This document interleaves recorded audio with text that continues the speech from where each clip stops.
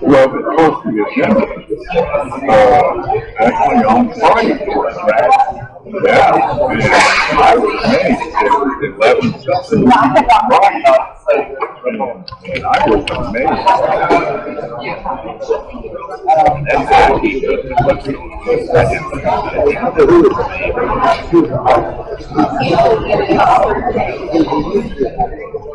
Everybody have a seat. Time to start the meeting.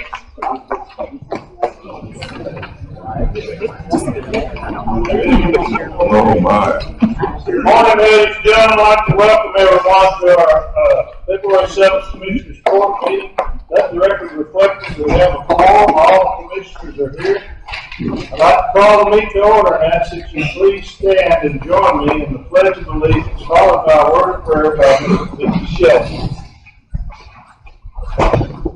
I pledge allegiance to the flag of the United States of America and to the republic for which it stands, one nation, under God, indivisible, with liberty and justice for all. Honor and the flag of the allegiance to the United States, one state, under God, one indivisible. Michelle, would you mind reading this word of prayer?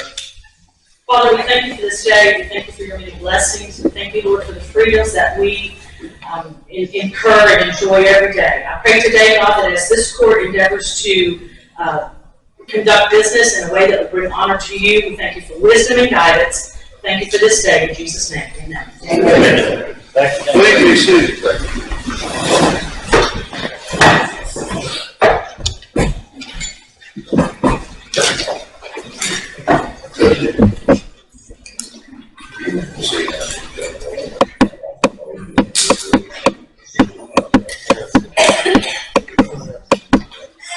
Next we have, can y'all turn your phones off like I just did? I put mine on airplane mode.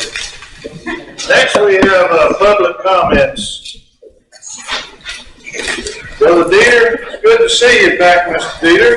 Yes, sir. Good to be here. You kind of scared us last time I saw you up here, but I'm glad to see you.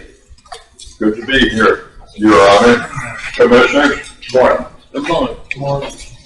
Well, Your Honor, it wasn't just but a few days ago that you declared a disaster in our community.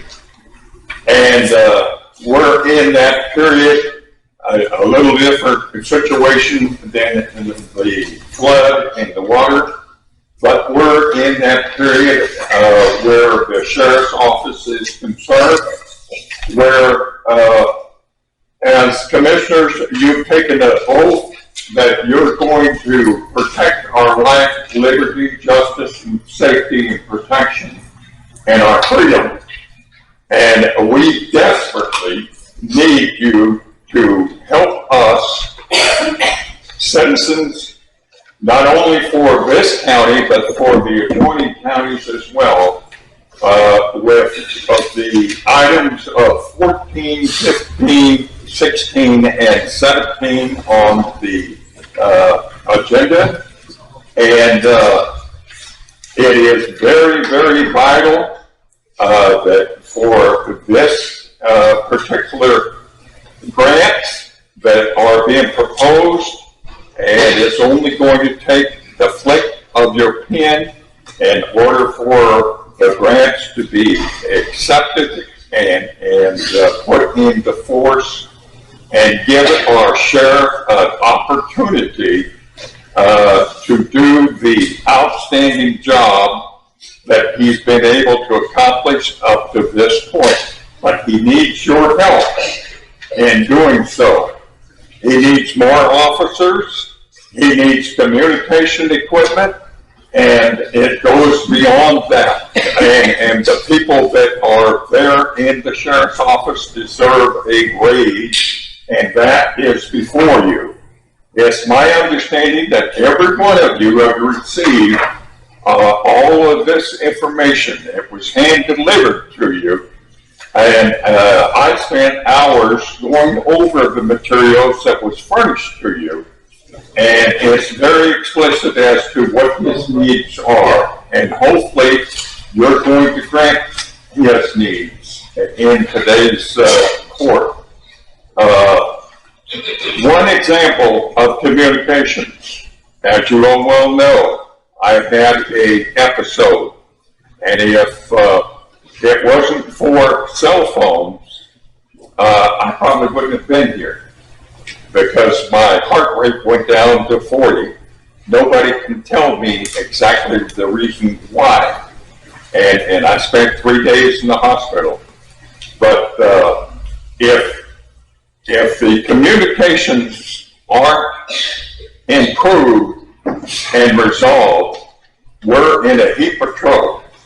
So I know I only have 3 minutes and it's probably up, but I hope I have been able to get the idea across to you as to how vital this need is for the good of our community as well as the surrounding communities. Thank you. Thank you, Jesse.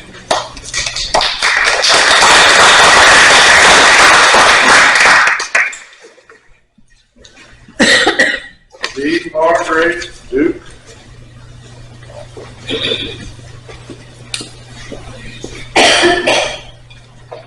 Good morning, Your Honor, Commissioners. Good morning. Dawn? I guess I should say this right.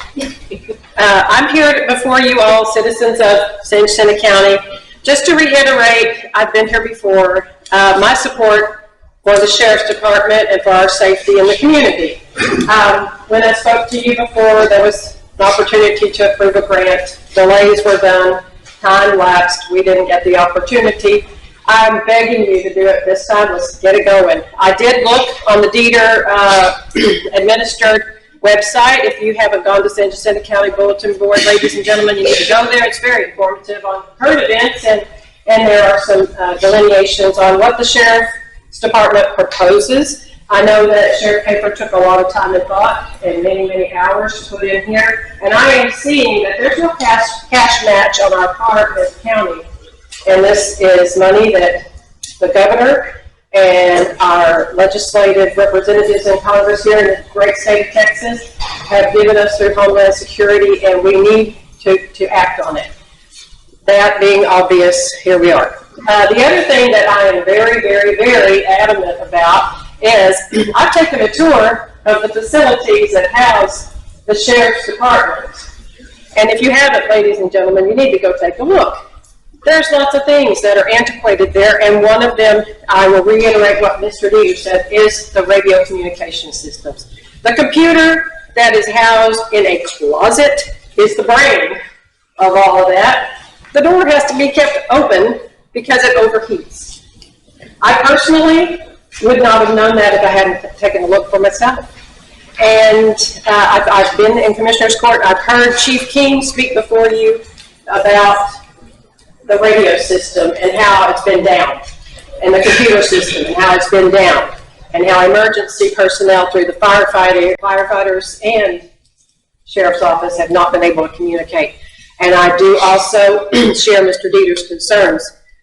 I'm a little bit nervous about having a wreck in the county myself, or if it's something else related to cartel activity and the raids that have been happening in our county that the Sheriff's Office has had to respond to concerning illegal cockfighting and farms and drugs, and we have a problem here, and I do believe that you'll do the right thing and approve this grant proposal, and we can move forward on that and the things that Officer King is going to present to you concerning our safety of the radio system.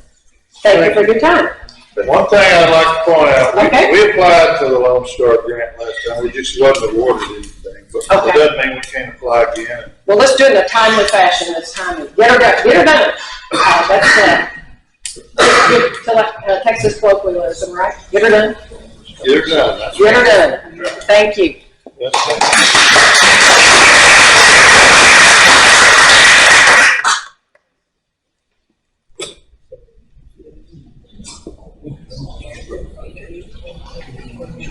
Linda Allen, where? Could have butchered that. I'm sorry. Al McGear? I'll forgive you. I'll forgive you. Good. Good try. All right, thank you, ma'am. Good morning, all. Thank you. I don't think this is only to be honest with you, because I can't hear anybody. It's not honest. Cut the switch. Turn the switch. Hello? Yeah. I was wondering if this is working. Good morning, all. Thank you all for being here. Get much closer to it. And thank you for your time this morning. I am a bit confused and puzzled as to what's going on myself because, and I don't attend every one of these meetings because when I do come in, as several of the people my good citizens here have said, is when I left this room last time, I was of the mind that our sheriff was going to be awarded some monies and everything was going to be taken care of as far as the needs of this county for officers. So, like Judge just said, for some reason or another, timeliness, I have no idea, maybe we can get more of an explanation on that. The monies were not awarded, so there was a reason for that. I'm curious to know what that might be. But perhaps timeliness was the main factor here in dragging the feet or non-interest, I have no idea. But it is important to me. I love this county, I love this city, I love this country. And law enforcement is very important to me. Without law enforcement, you have chaos. There's a lot of chaos going on in the world right now in our county. I want to live in the same place. I hope y'all do too. I want to feel safe when I go out, and I want to make sure that we're going to get the services we need, and the only way we can do that is to have enough monies to our law enforcement people to do their job properly. But there are others that have a lot more input and say as to things that are necessary in this county, like Ms. D said and Mr. Dieter said. So I hope that you'll take it seriously that we citizens are very, very concerned about our county and about our needs here. And I know as a citizen, there's opportunities coming up in the next few weeks to make some changes in this county.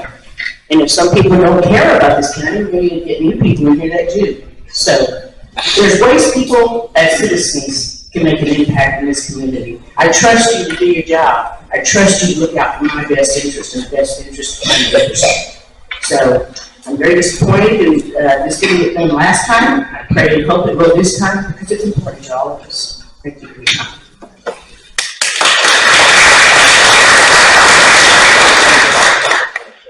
Denise Lewis?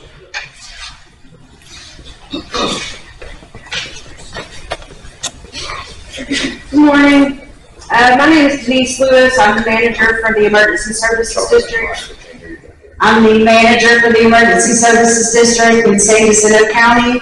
I have a request for the shelter. I apologize for the short notice. Another venue was picked, and after reviewing the area, it will not work. I want to just tell you guys about a firefighter named Mitchell Matthews. He was with the Point Blank Fire Department for 5 years. And then most recently with Cold Spring Fire Department, his family, they are still members there at Cold Spring. He was 47 years old and lost his battle with cancer. We want to have a full fireman funeral, and if you guys have ever seen that, it takes quite a bit of space. And so I apologize again for the short notice, but February the 18th, we would not need the kitchen, we would just need the shelter and mostly the parking lot, but I'm sure there would be some activity in here. And so I don't really know the protocol for that, but I did double check that it's not booked that day, Sunday, February the 18th. And the actual notice would be posted at 2 p.m., but because we have a ladder truck and different things coming, we would need some prep time before that. What's the fellow's name? Mitchell Matthews. He was with Point Blank. Point Blank, and then most recently with Cold Spring. I don't think we can vote today on that. Right. I do think that we need a consensus that I'm okay with using the shelter for free, no cost. Because that is an arm of the county. Right. So I guess what I could do would be to fill out the form and book it for that day, and then we can bring it on a future agenda to waive the fee. Would that be the way that it would work? That'd be one way of doing it. Okay. I don't think anybody up here would have a problem with that. Okay. Yeah, I just, like I said, if we would have had a little bit more notice, I know you guys could have put it on the agenda that this. I can't predict those. Yeah. But I thank you guys. Yes, ma'am.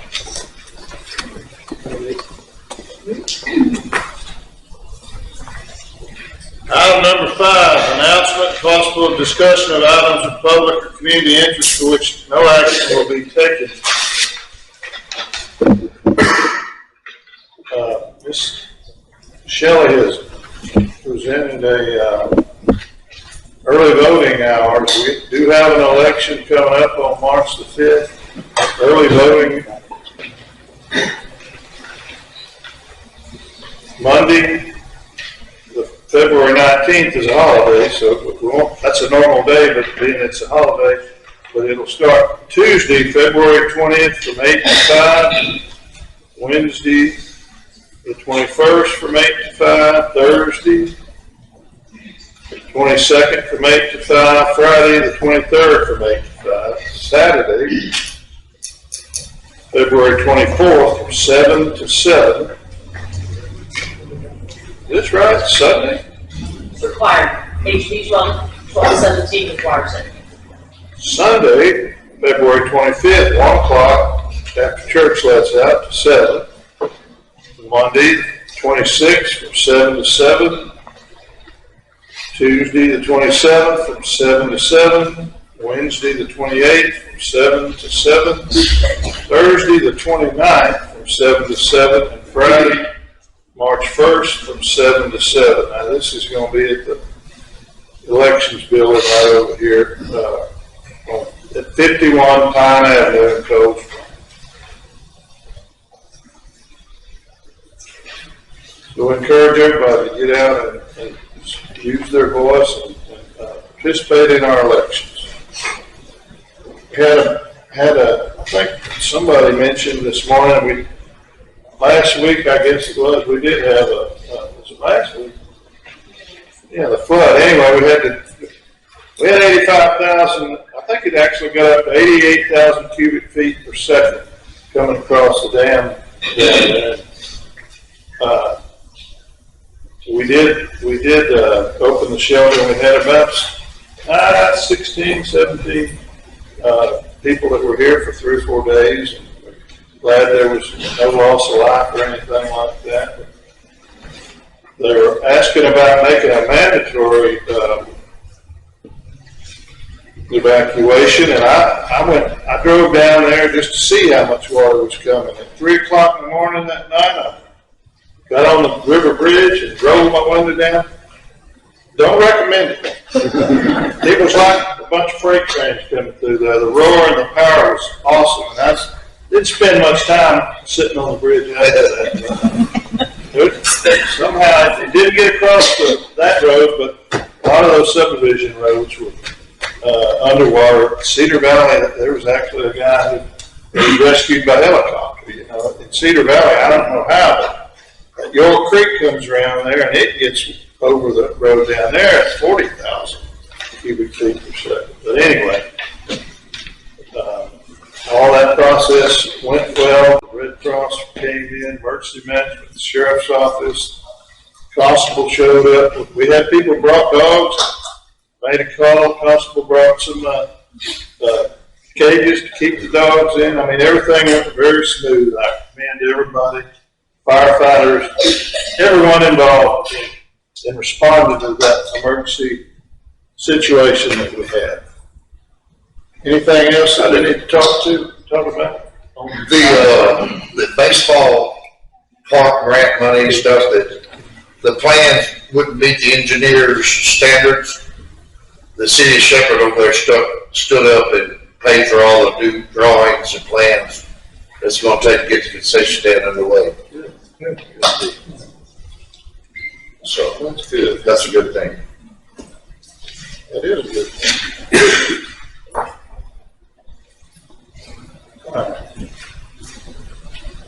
Hopefully about 2 or 3 weeks, maybe. Start rolling. Oh, really? Baseball season's going, they done did the drafts up here in Cold Springs. I It's figured not- they'd wait till baseball season stopped I before. don't think it's going to affect them where they're building at, though. I don't think there's going to be no serious. Maybe a little parking. Yeah, maybe just a little bit. But now, the concrete man was in my office yesterday, and he's sitting on go and also the building. The steel's already, It's there. yeah. All the points is already. And they said there wouldn't be no changes in the price or nothing, they just had to do a few little changes, stuff. Well, that's good news. Anyway, that's where we're at with that. Sorry to report, I know everybody probably already knows, Constable's Department lost an officer last weekend, at his funeral last Sunday up there in Apple Springs. It seems like that happens way too often. Yeah. But we want to keep his family and 3 young children in our prayers. We don't have anything else under item number 5. I guess we'll move forward. Item number 10, consideration, discussion, possible vote, and approval of the SERA service agreements with San Jacinto County. This is regarding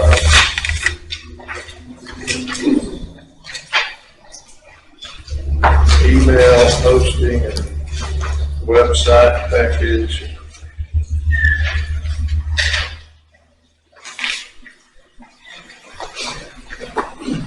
So one thing we're using Sarah for now is just the website, basically sheriff's department.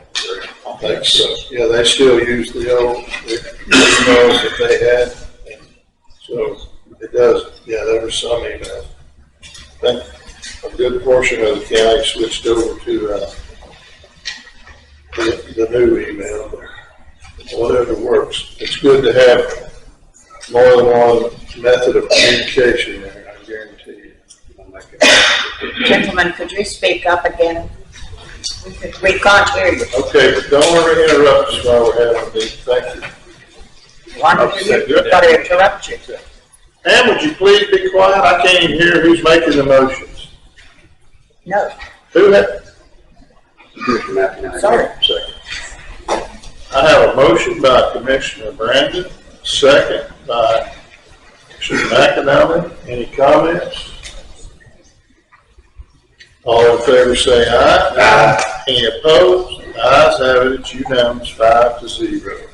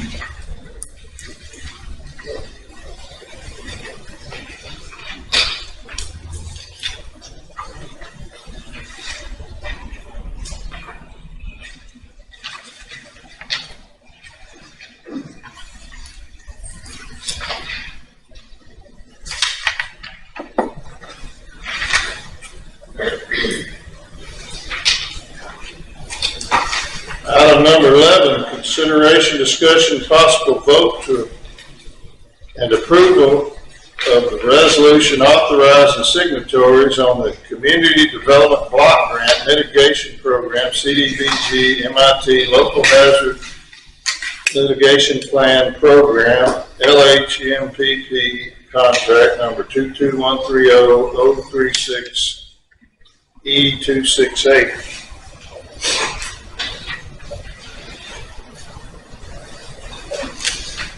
Is there anybody here from Michael? I haven't. Judge, the only thing I've got over the years is when you go down to that paragraph, so now therefore resolve commission report, and the next one says that. Did you read that? Yeah. Let's see here. It says it authorizes you, which is normal, and the county clerk executes financial documents, wouldn't that be auditors? But we gotta change that anyway. I'm not sure what page. Oh, Here we on the resolution. On the resolution. We'll just do a strike through and make that county auditor. Yeah, I didn't draft the resolution, No. but, we certainly can if that's how you make your motion. So I'll make the motion, plus they need to change the email and the contact down at the bottom to change the auditor's office.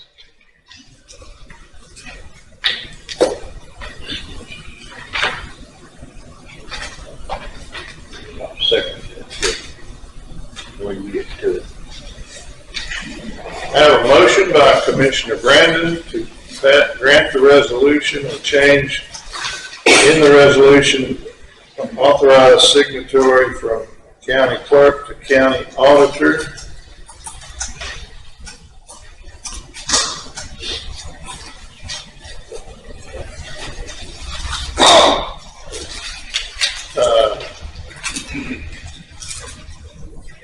What did you say about the email? I didn't know. At the bottom of the application, it has the county, has the email for,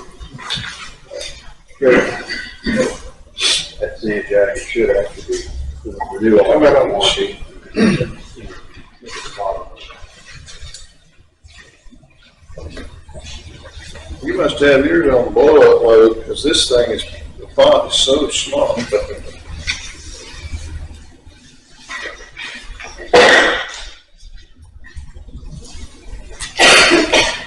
Yeah, you're right. It's at the top up here. We will change that. That just needs to be changed to new auditor. It's Margie A. That's right.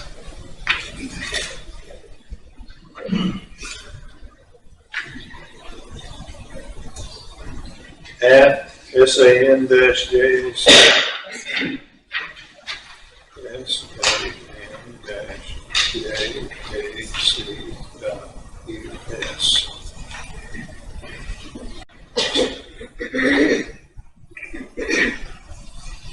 I'm not sure why they use such a tiny font. This is, I got glasses on and you've got to really strain. You said that eyes fixed. All right, have a motion and a second. Any other comments? All in favor say aye. Any opposed? The ayes have it. It's unanimous, 5-0.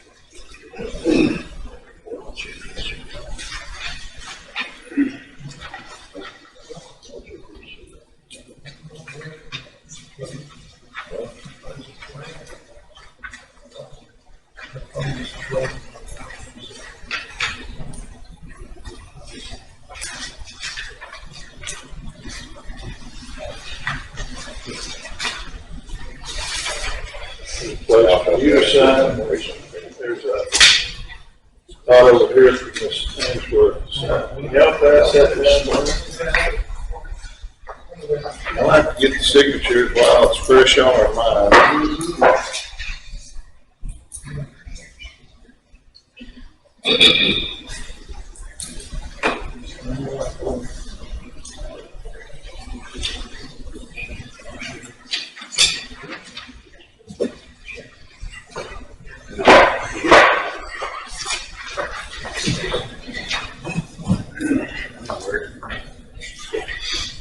Item number 12, consideration, discussion, possible vote, and approval of the joint resolution and statistical information for May the 4th, 2024 joint uniform election. Ms. Shelley?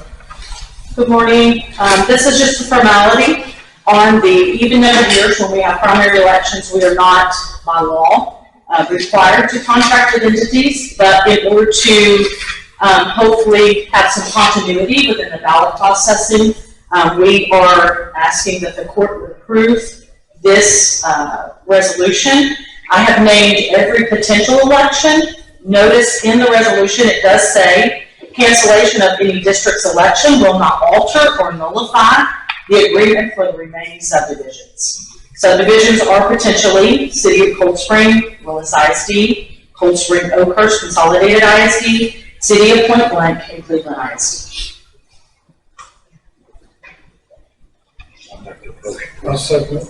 I have a motion by Commissioner McAnally, a second by Commissioner Jacinto. Any comments? All in favor say aye. Any opposed? The ayes have it, it's unanimous, 5-0.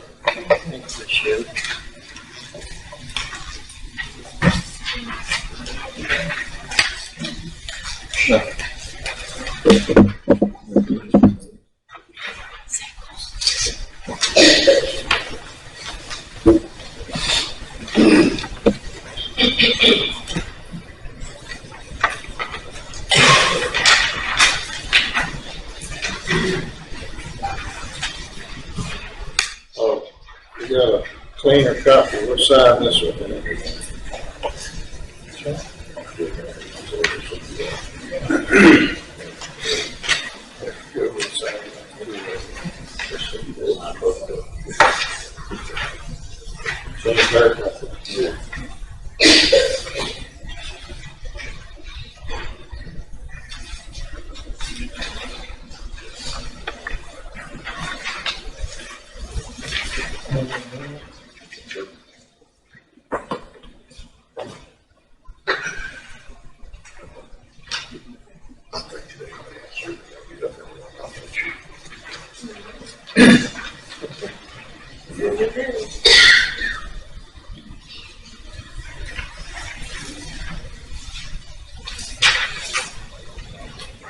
Thank you, sir.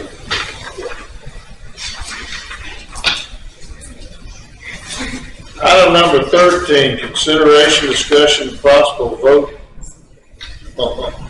and approval of the renewal facility use agreement with Red Cross. That's the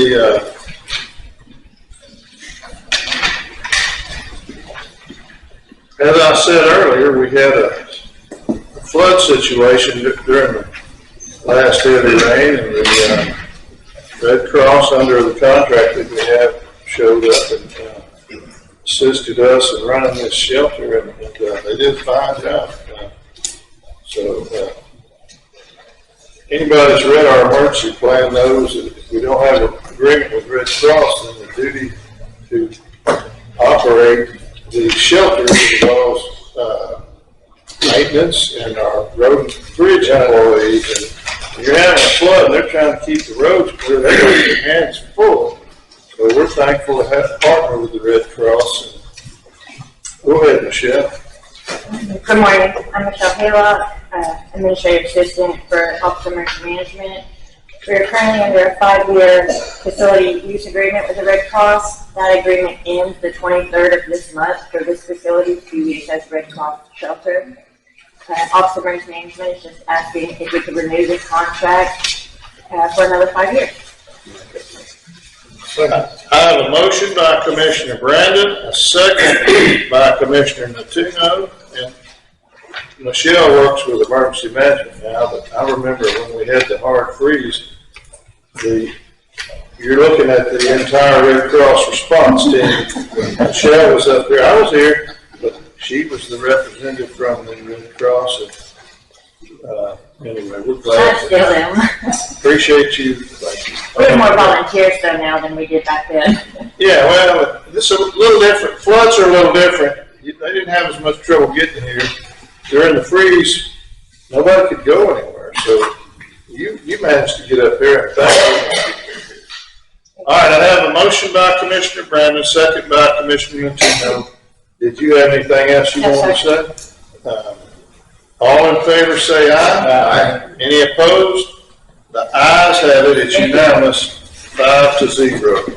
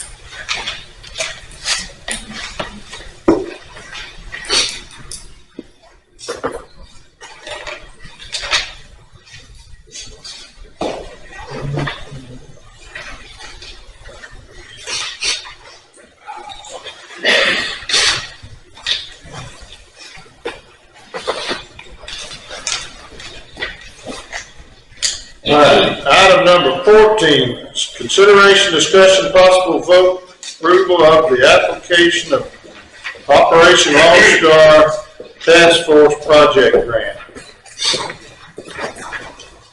Morning, gentlemen.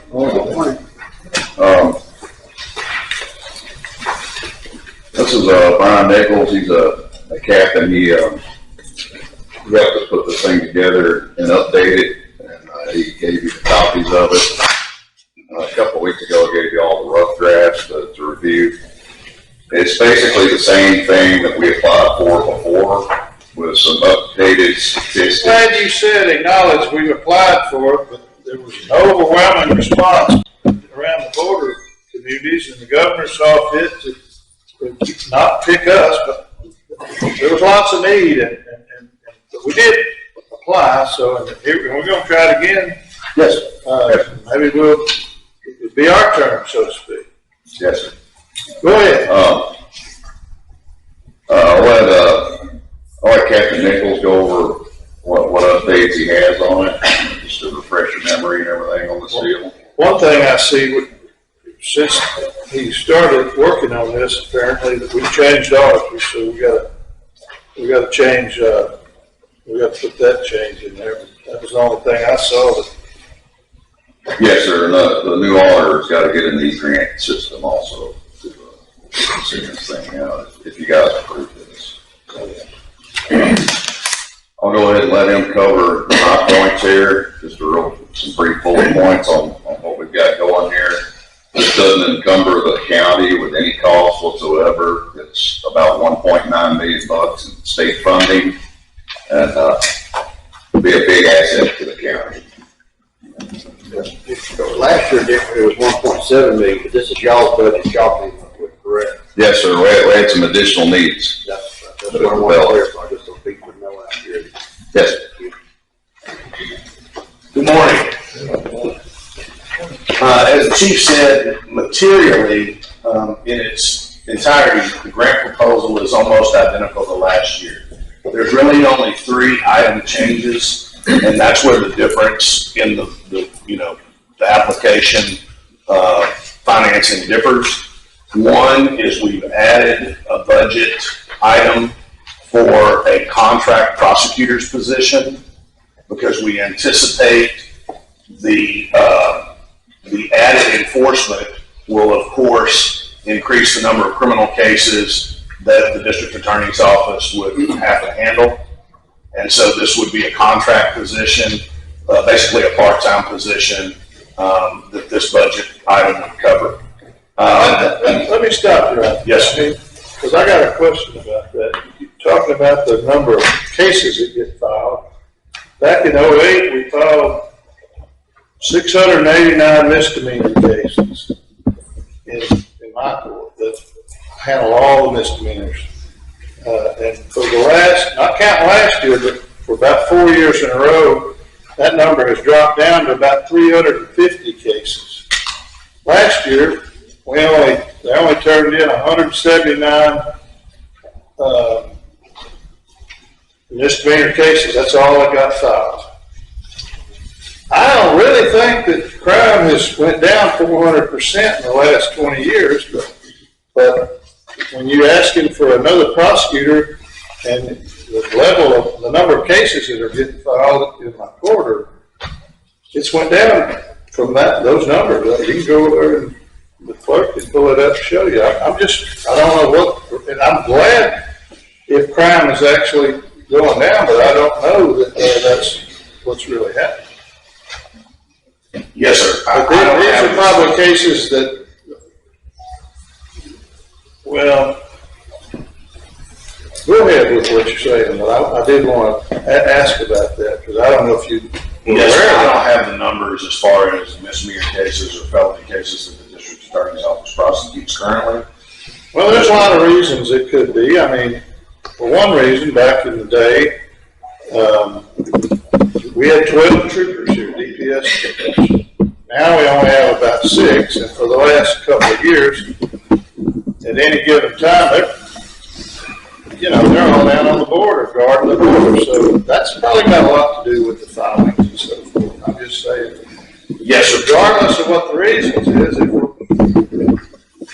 there wasn't 2 prosecutors back then, and they did 689 cases. So that's interesting that whatever this new program is that you're talking about, it may generate you may need another prosecutor.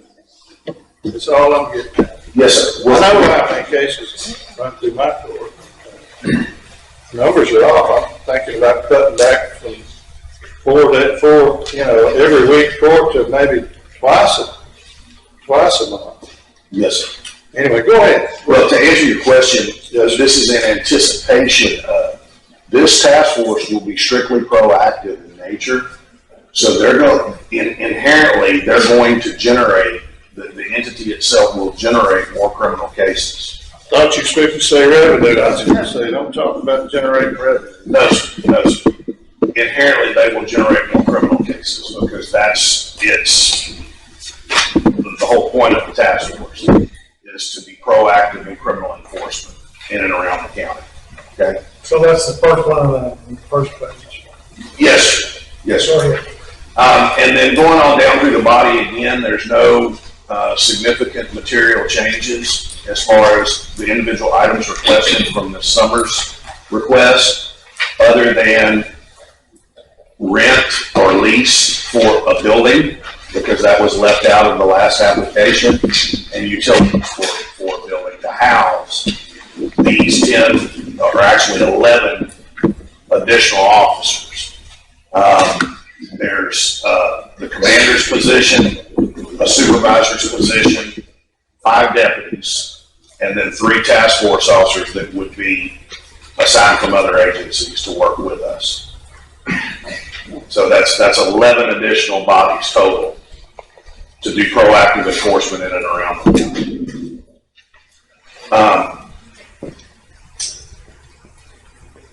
Materially, I don't have anything to add to that, other than to reiterate what the chief said, that if the governor's office approves this grant as it is submitted, this is basically free money from the state. There's no hidden agenda, there's No match or anything. there's no matching funds required from the county. And in fact, if just in a nightmare situation, if in year 2 or 3, the governor's office chose not to renew the grant, all of the capital equipment, the vehicles, the computers, the radars, the uniforms, all the way down to handheld radios and things like that would be retained by the county. I have a question on these vehicles, on the equipment. Do they come with the cameras installed in the vehicle?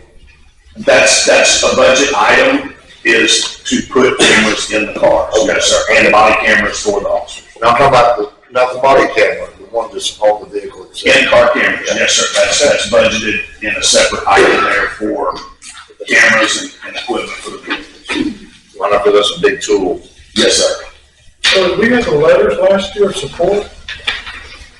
Yes, sir. And on that note, I might add, Commissioners, that verbally, the sheriff and I have commitments from the district attorney's office in Liberty County to support this endeavor, and from Sheriff Lyons in Polk County, and other elected law enforcement officials in Montgomery County as well. I was just asking, did we have the letters last time we submitted, because I don't remember the letters. I'm not saying they weren't there. Do you remember, Sheriff? The letters of support? I believe they were. Yeah, okay. Yeah, they were there. Were Yes. they? Okay. I was just asking about these letters were in the last grant application of support From from last time. Boyd and Brady, oh yeah, they were, okay. yeah. I just don't remember seeing them. Yeah, I have them. They're in my office, I believe. And if not, I'll be more than happy to sign one. Yeah. I didn't know if that was the reason we didn't get it last time, or. Oh no. In a nutshell, it was a competitive grant. There were a variety of reasons why we did not get it last year, but in a nutshell, it was a competitive grant, and there were very strict requirements, and that was just part of it. And this year still a competitive grant, right? Yes, sir. Okay. And Just want to make sure because the way the sure financially. I'll make the motion to approve the application. I think they will review.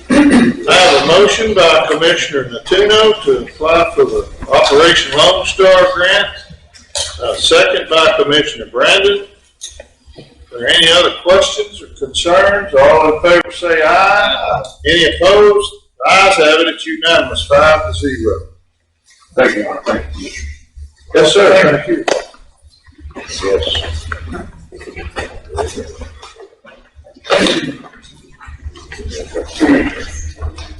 We're gonna jump around to item number 15, consideration, discussion, possible vote, approval of E-grant for Operation Lone Star. That's what we just talked about. Yeah, I'm with that. Well, it looks like y'all had a belt and suspenders, it looks like the same thing, but if we need to Yes, do sir. that. It's all a package deal. All right, on number 15, I have a motion by Commissioner Brandon, second by Commissioner McAnally. Okay, that says the resolution. Any questions?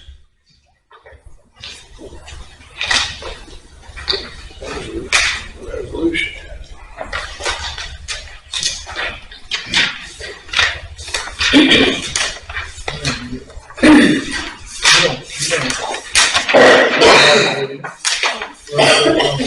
You have the resolution?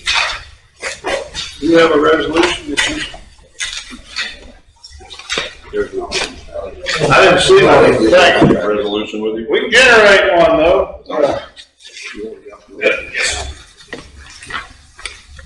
All right, we don't have it physically in our hand, we can sign it right now, but we'll, the motion is to approve it. And allow me to sign it when it is, I thought it was in the packet, but anyway. Any other comments? All in favor to pass the resolution? Aye. Any opposed? The ayes have it, it's unanimous, 5-0. If y'all have a sample resolution in your materials, get it to me and we might have to tweak it a little or whatever. Yes, sir, we'll get with you. Should have one from last year. So Mary's name's still on there. Good. We'll just take the one from last year, change the dates and all, bring it to your office, and then if you say it's good. That'd be fine, and my gal can retype it, whatever, but yeah, we want to make it, yes, sir, absolutely. We want to give it to them. And then the auditor and I would collaborate on submitting it through the portal, that's a,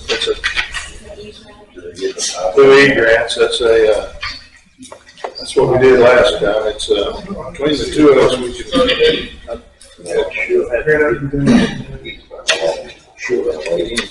You have any idea what you'll know? I've already set her up as a user on there. So the start date's what, 9/1/2024, 8/31? Okay, that's a different one, huh? Well, whatever we gotta do, I know how to do that. All right, item number 16, consideration, discussion, possible vote to approve emergency funding of countywide radio communications.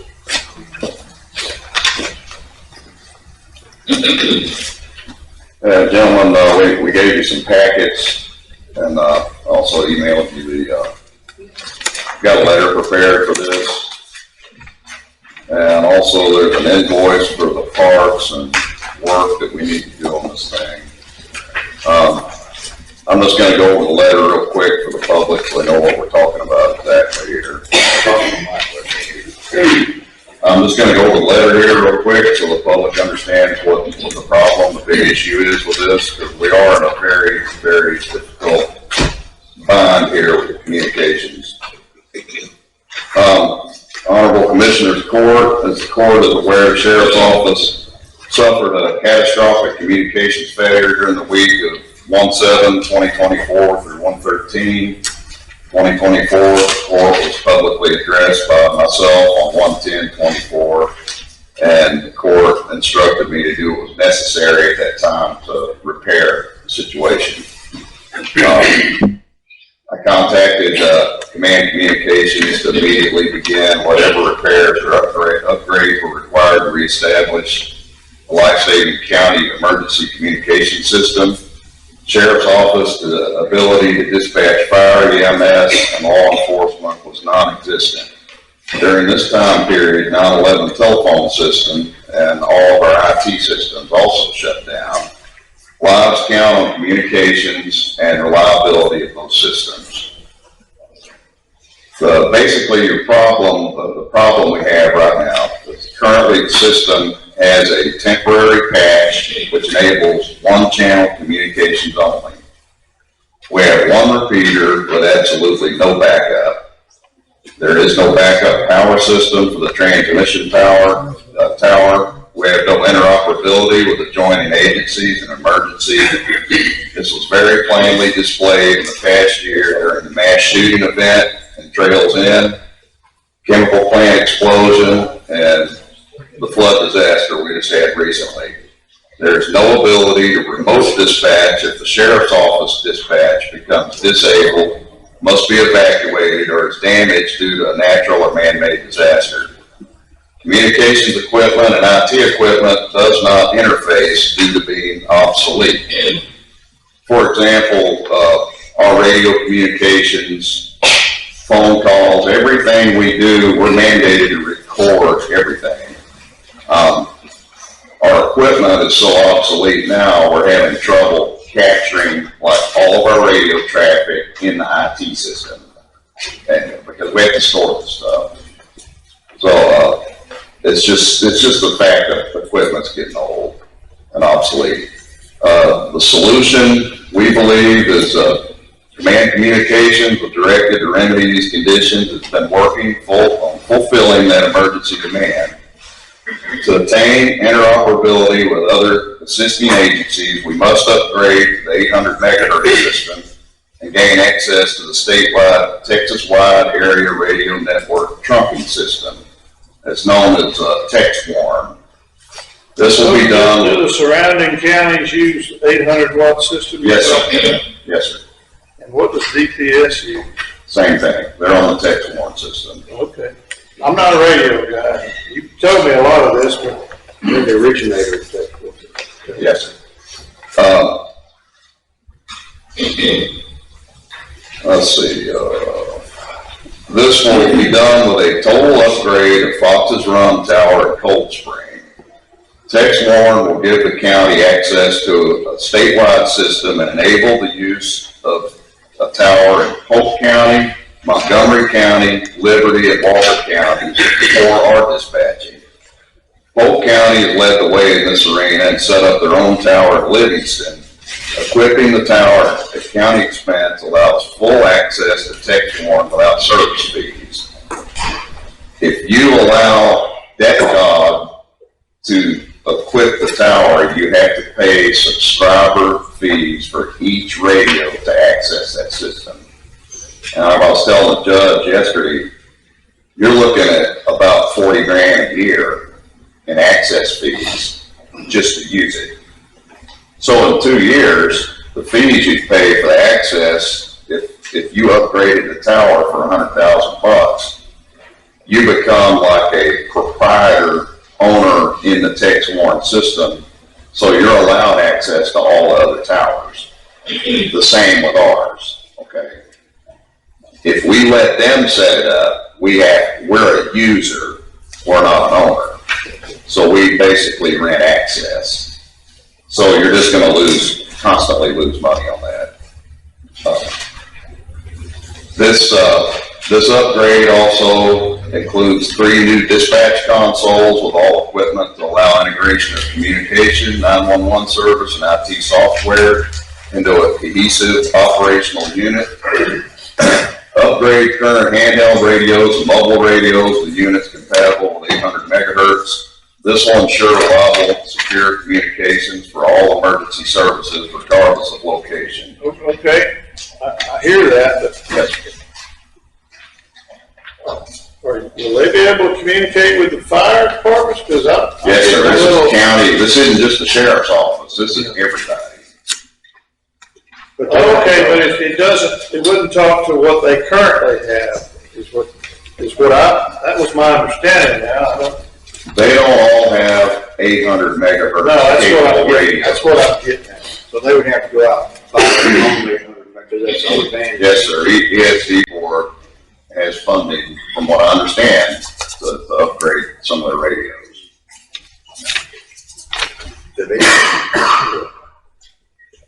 Well, we've talked about this for several years, moving to this point. Really, Mr. Capers? We're paying rent on a tower up there in Oakhurst. What you just said, we don't even have a repeater on. So That's right, yes, why we're paying rent on a tower over there? You know? Do our fire departments, are they 800 megahertz? Probably can't believe so. No, the radios we currently have are not. The trunking systems are only good for trunking. All it is basically, for people who don't know, is a trunking system on a radio is just like a party line used to be back in the 60s. Okay? It just puts y'all together. You got 900, you got 700, you got 800. It just depends on what the narrowband is.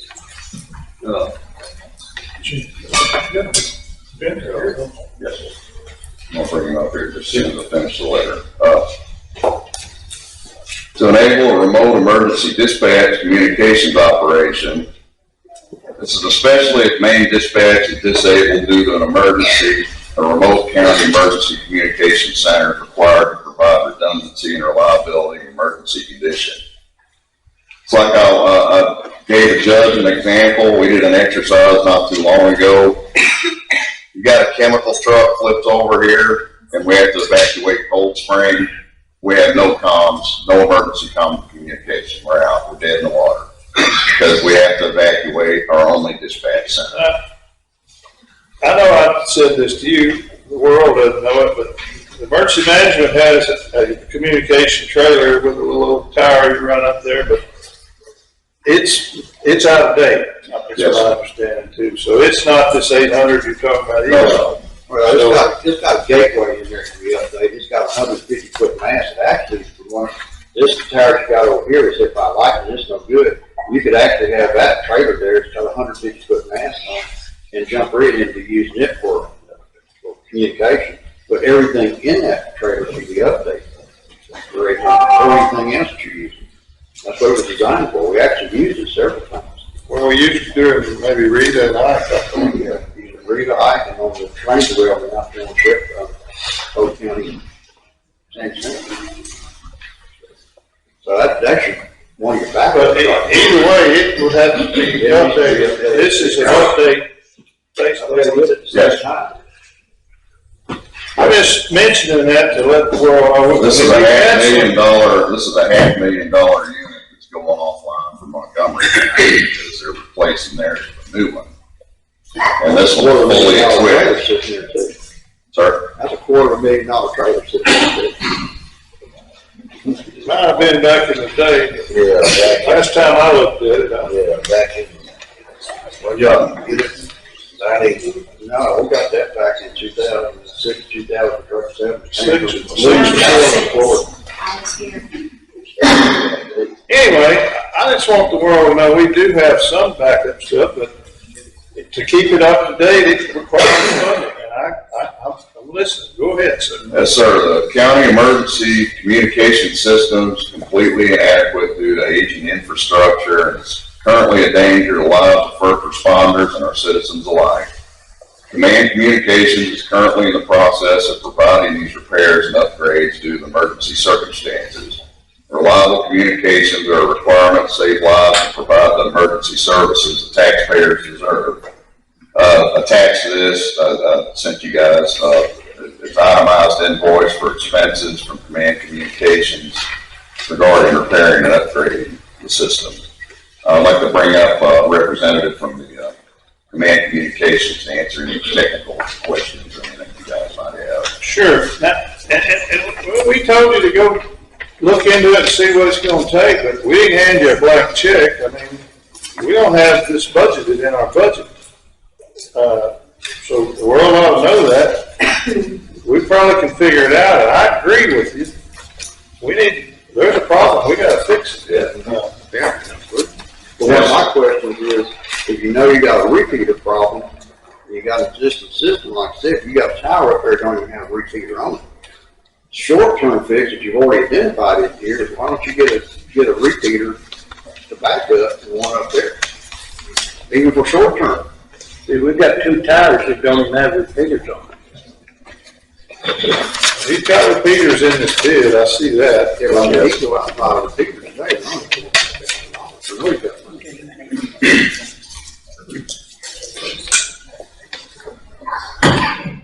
Well, this one is, they got $150,000 price tag on this repeater. I don't know one from another. You know where to get them from? By the way, no question we have a problem, but we still have to follow the state bid laws and so forth. If we run this, and we advertise for bids, because anything over 50,000, we got to go out for bids. This is a good frame of reference, though, that knows what all you think we need. No, sir, I called and said, get it fixed. Sure. What I want is a plan of action here, and I need it today, because if we go down, we can't dispatch anything. We're dead in the water. And, you know what? I love my people and the citizens that live here, and we need a decision and a plan today. I'm not trying to be rude or argue or anything, but I've sent you letters for the past 3 years, every May for the past 3 years. Last year, we're anticipating looming costs for radio and communications equipment, which is far outdated and beyond service life. It is unknown what those costs will be, but they are substantial. Request, underline, big letters. An official study and appraisal be done by an outside contractor to develop a countywide communications plan utilizing all available resources. Year before, Hold on. That's a good idea.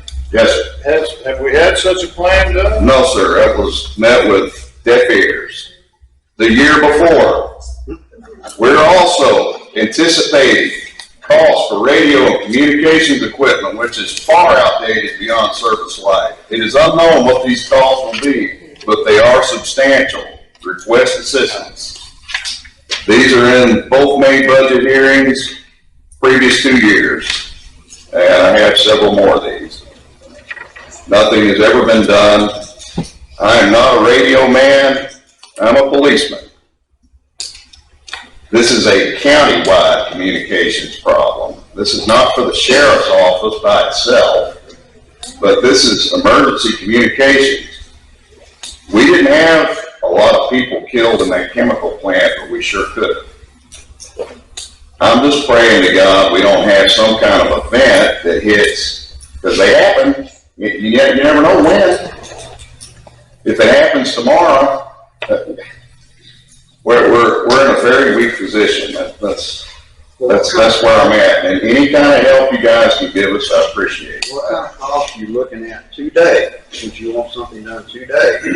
And what kind of cost today are you looking at that meets the state law of bid requirements that you can do to help until you can tell this whole process can be done? I'm gonna let the expert with the radio tell you exactly what we need. Thank you. Okay. Hi, I'm Kevin Close with Communications. Sorry, I was at a conference in Missouri. Have you been up there before years ago? I have. I've been familiar with. Back when McDowell was with DETCOG and all that? I've been around a long time.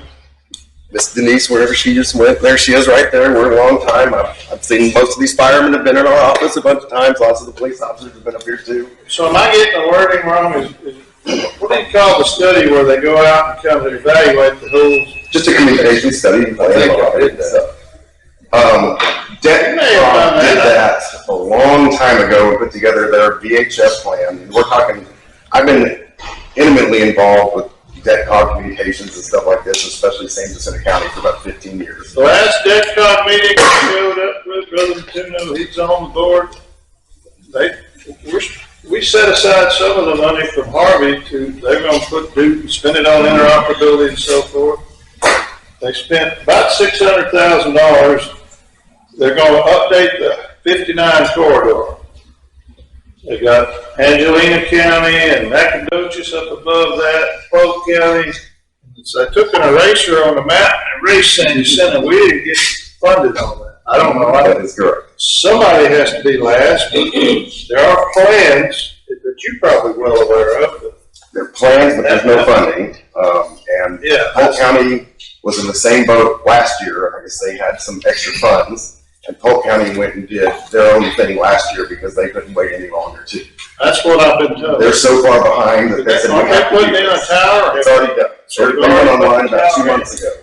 And because of their tower going online and 5 other counties that now surround you that are on this system, your county's coverage of the text warning system far outperforms anything you have in your own county now for your own people, just because of what they've done externally to your county. You got a tower, you got 800 tower over on Montgomery County, right? It's actually in St. Jacinto. It is. They're about to build another one that borders your county too. They just got a grant for $5 million to put up another tower that's on your county line. 46 out there.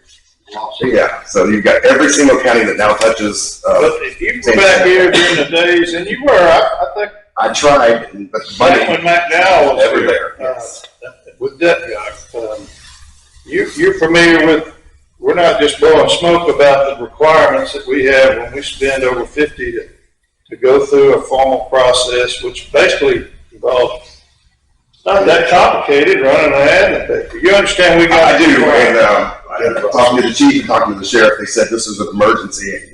Being a commissioner in Harris County myself for 14 years, I know when you have emergency purchases, there's ways that you can purchase things during emergencies. I don't know if you're what this considered above this board and all that kind of fun stuff, but I was told to do it fast, and I've been coming out here to. We had declared an emergency as far as this, and as far as the emergency that we declared last week during the flood, that was a temporary declaration. Had it kept raining, I had an item on the agenda to extend the declaration date, but it's not, and that emergency situation is over as far as the floods. Sure. But, So back to the wide area communication stuff. Is, yeah, this has been a plan and long. The system, the text one system, is about $500 million system now. It's grown. It goes from Longview, Tyler to Austin to Columbus, down to Galveston to Beaumont. It kind of encompasses the whole East Texas area. So that's all part of the interoperability. Get that. Correct. It's also type of broadband to get that. But the question is, for the emergency situation today, as the chief well pointed out, believe me, I'm all for it. I don't have an issue with the reason and everything for it. It's the way that you approach it. Number one, we don't have an emergency order for this. The second thing is, what can you do today as far as repeaters and everything to get them to a point where you can transfer over to an 800 system, because we're not going to be able to go out this afternoon and buy an 800 megahertz system. Right. That's bottom line. That's we can do what we've done for the last 15 years. How much you want to do it and how much you can do it are entirely two different things. Correct. People need to understand that.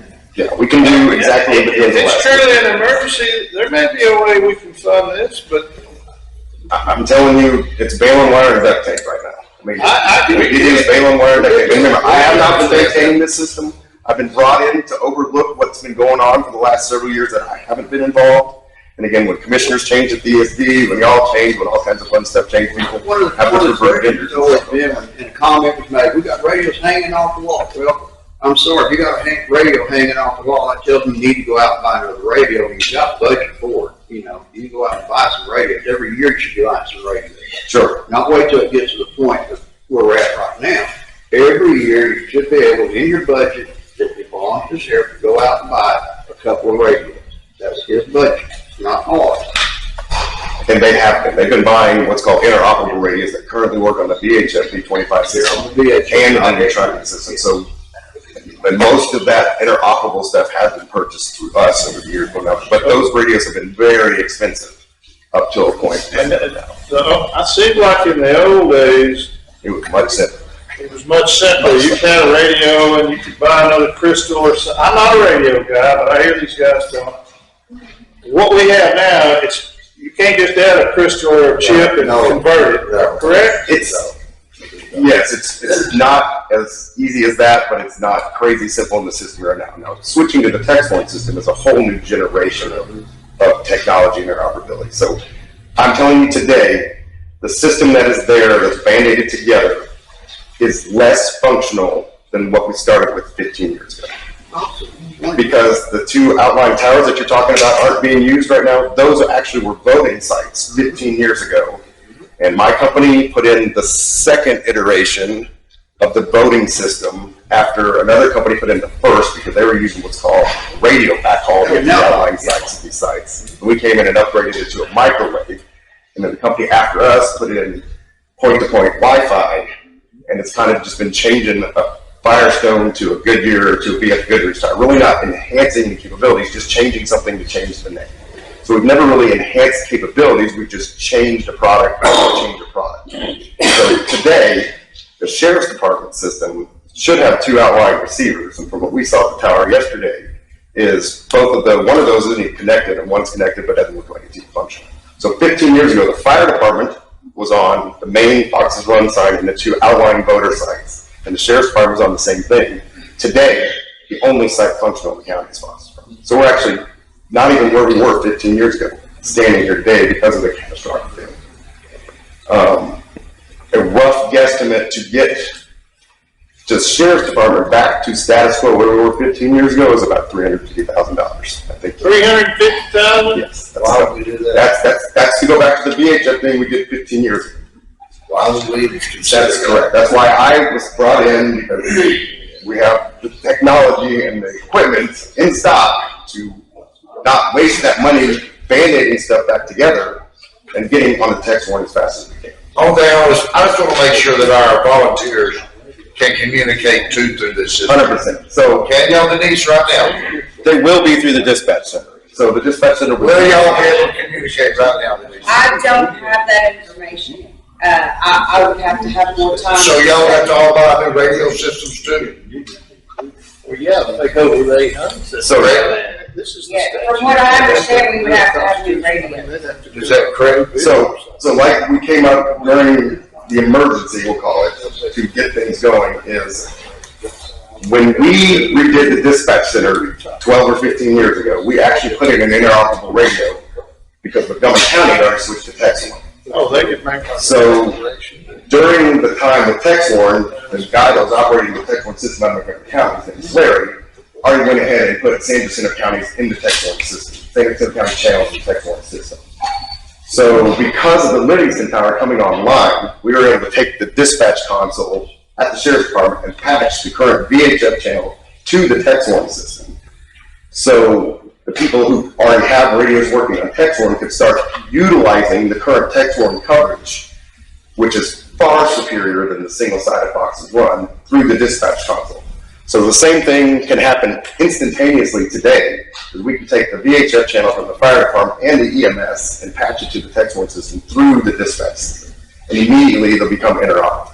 So whether they're operating on their current VHF radios or they start buying or buy all new radios, whatever they want to do, the sheriff's department and the fire department will be able to instantaneously. That's what I was getting at. 100%. And the sheriff's department is doing it today. Half of them are working on 800, half of them are working on VHF. So Sheriff, how many running, driving automobiles do you have? Patrol vehicles? 38. Yeah. 38? 38 total vehicles, whole fleet, 38. I'm talking about patrol vehicles. Deputies are driving, not the bailiff, the jailers are driving cars. I'm talking about patrol All right, officers let's responding to crime. 28 mark units. Okay. You got 28 officers? Yes, sir. 40 radios, right? Yeah, so, I mean, yeah, I guess it won't hurt to have 10 or 12 spares.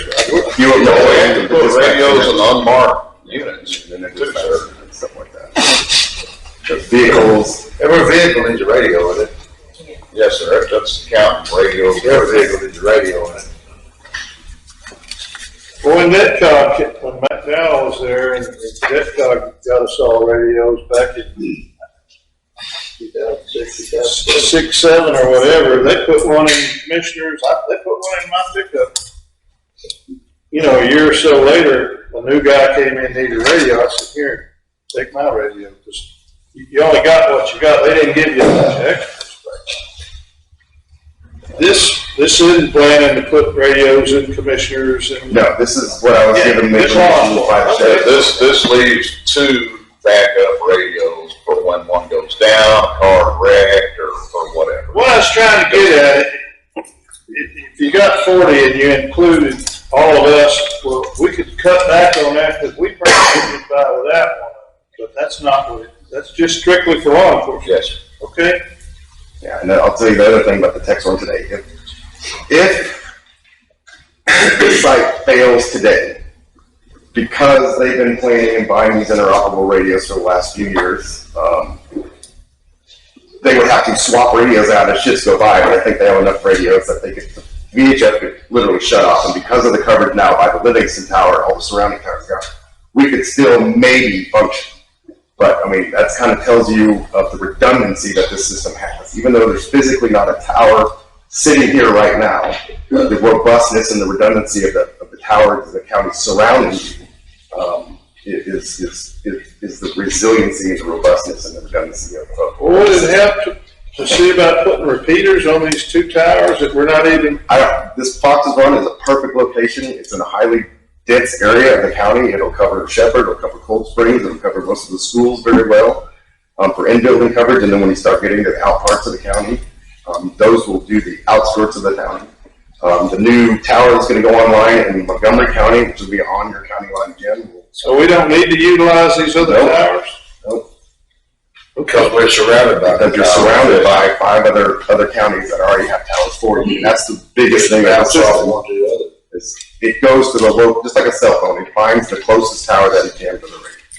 The system's already part of that, and you're not having to pay for the back infrastructure that the hundreds of millions of dollars is already paid. Yeah. So who tested that to see if we could transmit from the north end to Walker County or? Myself, my head tech, So several of the sheriff's department deputies. And they seen it too? Sir? The fire department saw it too? I think the fire departments see it when their partners from other counties come in with them. They see how well the system works in this county as well. Because that's the problem, up on the north end, we don't have coverage. As we go from here north, it gets even better because of the new Livingston Tower. It's crazy. We're staying in the jail. Yeah, because it's in Target, isn't it? It's in Livingston. It's like east of Livingston, yeah. So they got the same problem over there in Bear Creek, because they think. Yeah, so You're covered in the desert over there, just like we're at over here, so it's not gonna work. Yeah. The in-building coverage inside the county is not crazy yet because you don't have that power. It's like cell phone towers. You have a whole bunch of cell phone towers on a small town, all over the place to get in-building coverage. So again, there are options to fix this or replace what's there or go back to where we were 15 years ago. But the cost to do that, I think there's other companies that have thrown around numbers here in this county. I just want to make sure whatever we do, Chief, that our fire departments and everybody else can communicate with what system they have now and gradually update. Yes, sir. That's all I agree we gotta do something here. I agree with that. Yeah, now we just gotta find the money where we're gonna do it from. I have a question. Are you affiliated with like board, government services? Do you have a ID that you're approved? I have Texas DIR number. We don't have HTC or Board. My company is very unique in the way we operate.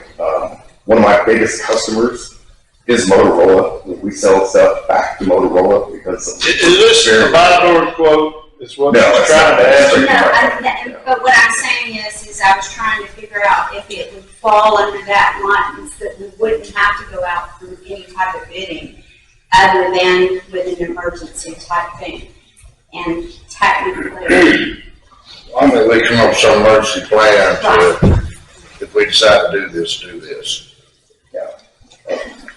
we sell tons and tons and tons of stuff to DPS, reporter stuff, and things like that. So our Texas DIR number. So that is what DPS uses, is this, whatever. In the south part of the yes, DPS is on this. Every agency that responded to the multi-murder here, all were on this system except y'all. So everybody could talk to each other except the main agency in the Yeah, private. DPS, when I was DPS, we were on this system long time now.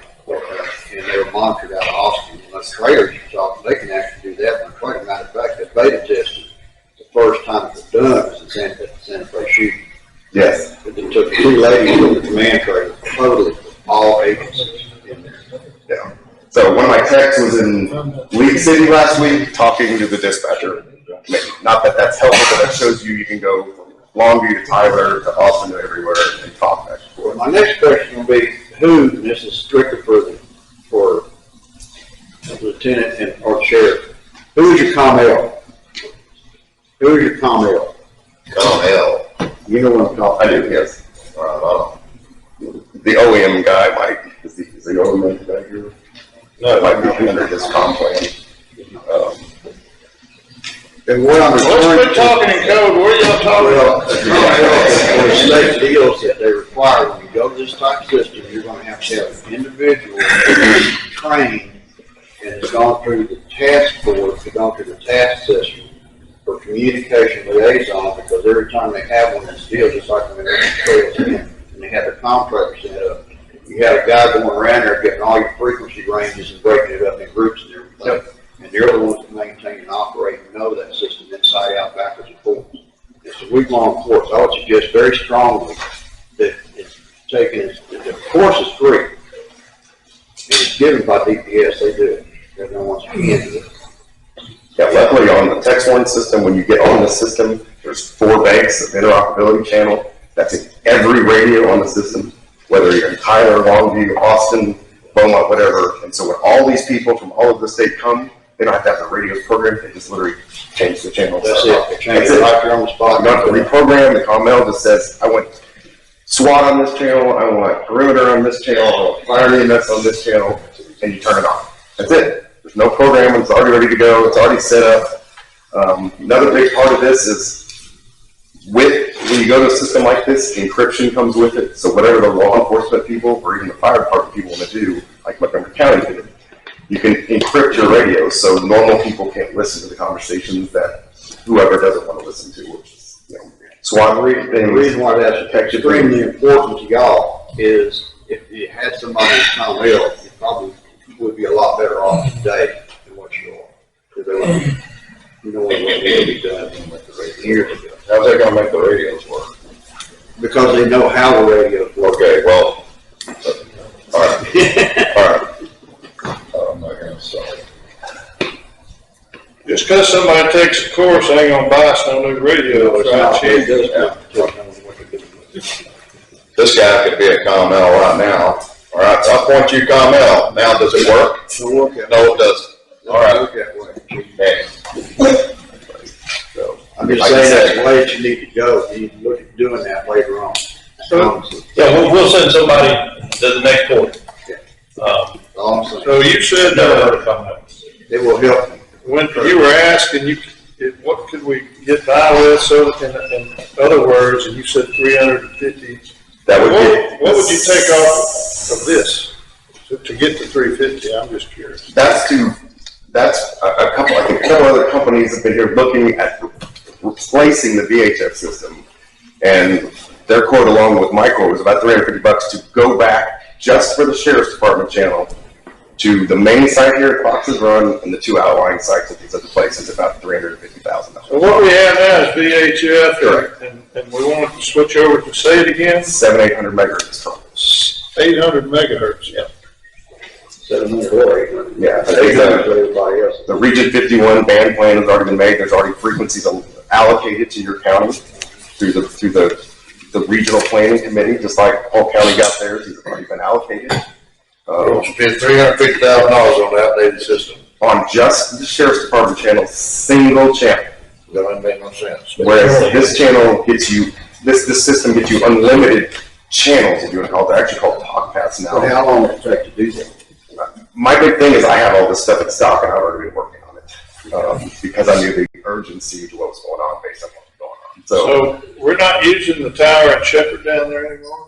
No, that was my last big thing here. I know you were involved in it, Changed because I remember PSD level. the licensing became an issue. I got it done. Well, we didn't, at one point our license had expired, and we I got it applied fixed. for you got it fixed? Got it fixed, and I got it up at 800 feet on a 2,000-foot tower. which Yeah, is pretty- because the FCC was telling us the thing goes up 1,500 feet or whatever, Yep. and they wouldn't let you go.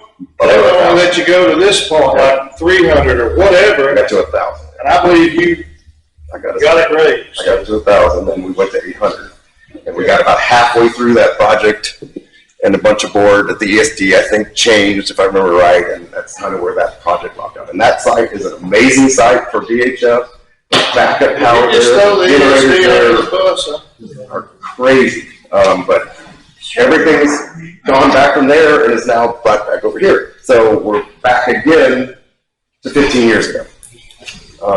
So let alone with 15 years ago, we're behind 15 years ago because we're not even voting these outlying sites. Utilizing the tallest tower in the county, that wouldn't Not really this type be a of big system. factor. No, this is really, really well located for the population and the density that you need to get in building coverage. And then your outlying towers take care of your outlying areas. And these other towers being built. I heard them talk about only one repeater and redundancy and all that, so would you actually hang Six. more than one repeater out here? So if one goes down, you can use that. They Is that automatically what we're use talking this. You about? can take, all these could fail one after one. You'd have to have 6 repeaters at this site fail to take this offline. So let alone you have multiple talk paths, you have multiple repeaters at this site, plus all these outlying sites at least have 6 repeaters at all these outlying sites. Does every channel you gotta talk and listen, so they're actually. No, it's one repeater, so there's 6. Yeah, I'm saying, on the radio, you got 2 channels. Yes, there's an input and output on each repeater. So yes, there's 6 physical conversations, and then there's an upgrade that you can do to these, what's called TDMA, to get it to double the talk paths out of the same equipment. Like this says, this is an FDMA site, which is the same thing Polk County just put in. So Sheriff, are we currently down or up? We're currently up on one channel. What did you have to do that the other day? We came out here and found open power panels, no backup power, But you pieces and parts that are put together, yes, that are literally put together, functioning as we sit today. Now, if the power goes out right now, that thing's going to go off. All of them, not just fire, EMS, but EMS. Yeah, you're talking about equipment in the sheriff's office? Sheriff's Department's good backup with a jiffy. So, but the 7 boxes run. There was a generator, because during, Ike, it ran out of gas, and I had to run down there and pour some gas in. Somebody might have taken a portable generator, right? I don't remember. Are y'all saying that one of the crackheads has stolen the generator? Is that? There's a T-Mobile generator out there that's not in y'all's building. Really? There used to be ones, I'm telling you. When Bergman owned it, I think there was, but when, but it's This not. ain't no big fancy, this is a $300 No. Walmart generator. It didn't belong to the Bergman, it belonged to the county. Okay, there's not one there. There's an extension cord line on the floor, like there's in the pictures I've got, but there's no generator. And the batteries there are Best Buy home computer UPS. That lasts about. How long would you expect it to stay there? It's sitting outside for all the world to see. It's been a long time since I've been out there, but maybe we ought to invest in a fence.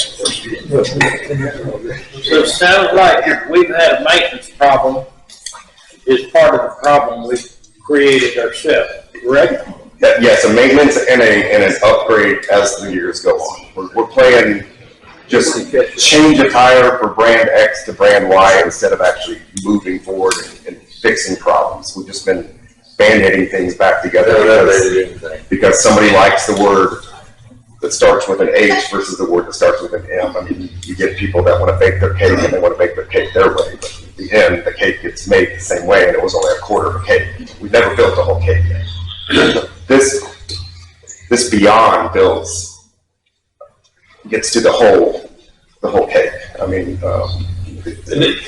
This Text One system, once we go on Text One, it's monitored 24 hours a day, 7 days a week by somebody in another county that works 24/7, 365. They know exactly when it goes down, and then they push buttons and do stuff, and we're right back up. Not only us, but the fire departments, the EMS, and everybody that has a radio, and we go from one channel to 24.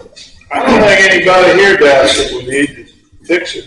it's just All we're trying to figure is how the world are we gonna pay for it? That's the problem. So I've got a question on you, your invoice. So I'm assuming that all these radios, all this that you quoted is new. Most of my stuff that's on here is pre-owned or remanufactured.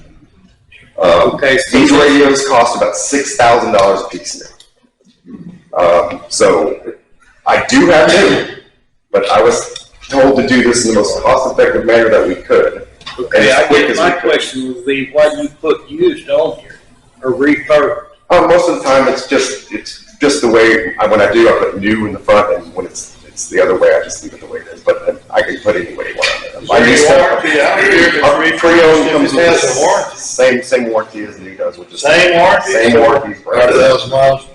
No, it's actually 3 years, parts and labor.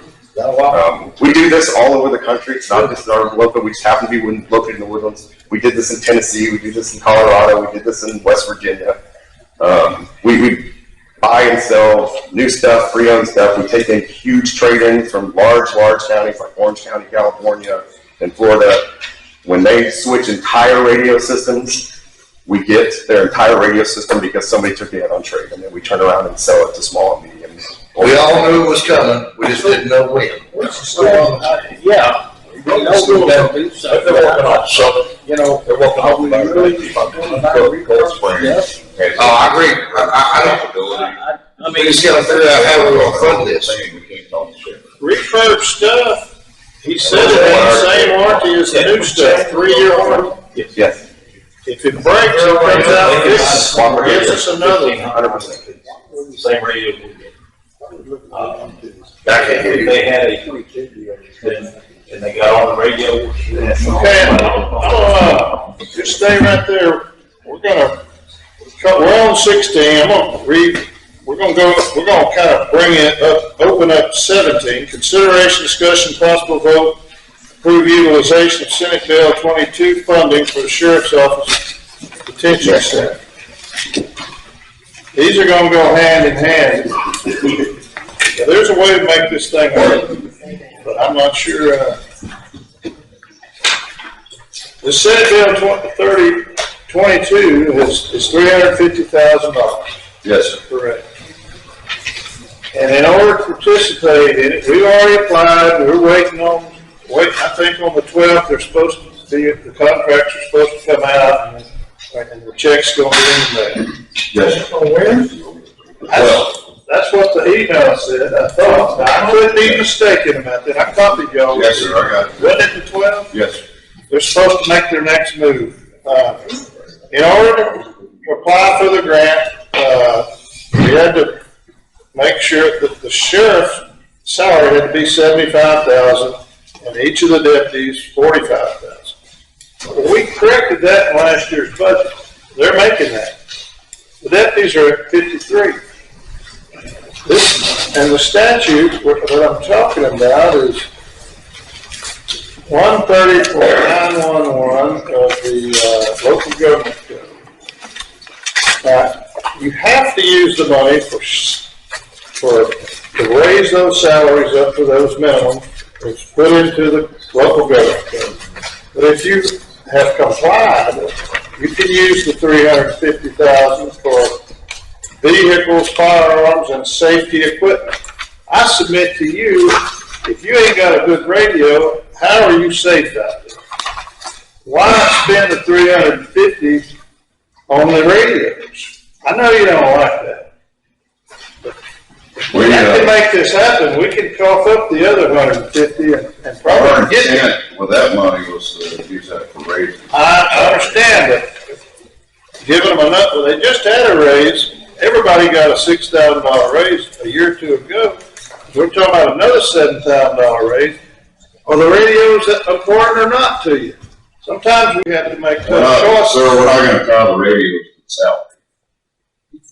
We may do that, sir. It ain't got nothing to do with the salary. I'm talking about spending This grant is intended for a radio, not for radio. Have you read the statute? Yes, sir. It says vehicles, firearms, and safety equipment. You can spend the money under the statute on safety equipment. You can spend it to buy your radios. Or we could spend it to pay our people. And they wouldn't have no radios then. Okay, well, that'd be your decision. Mr. You're right. Dillon, You're right. I have a legal opinion on this. District attorney looked this up on what we can do with this money. Yeah, I'm sorry, guys. I was having a conversation with our auditor. We're talking about Senate Bill 22. Yes, sir. I got the same opinion yesterday. Why do you think I'm...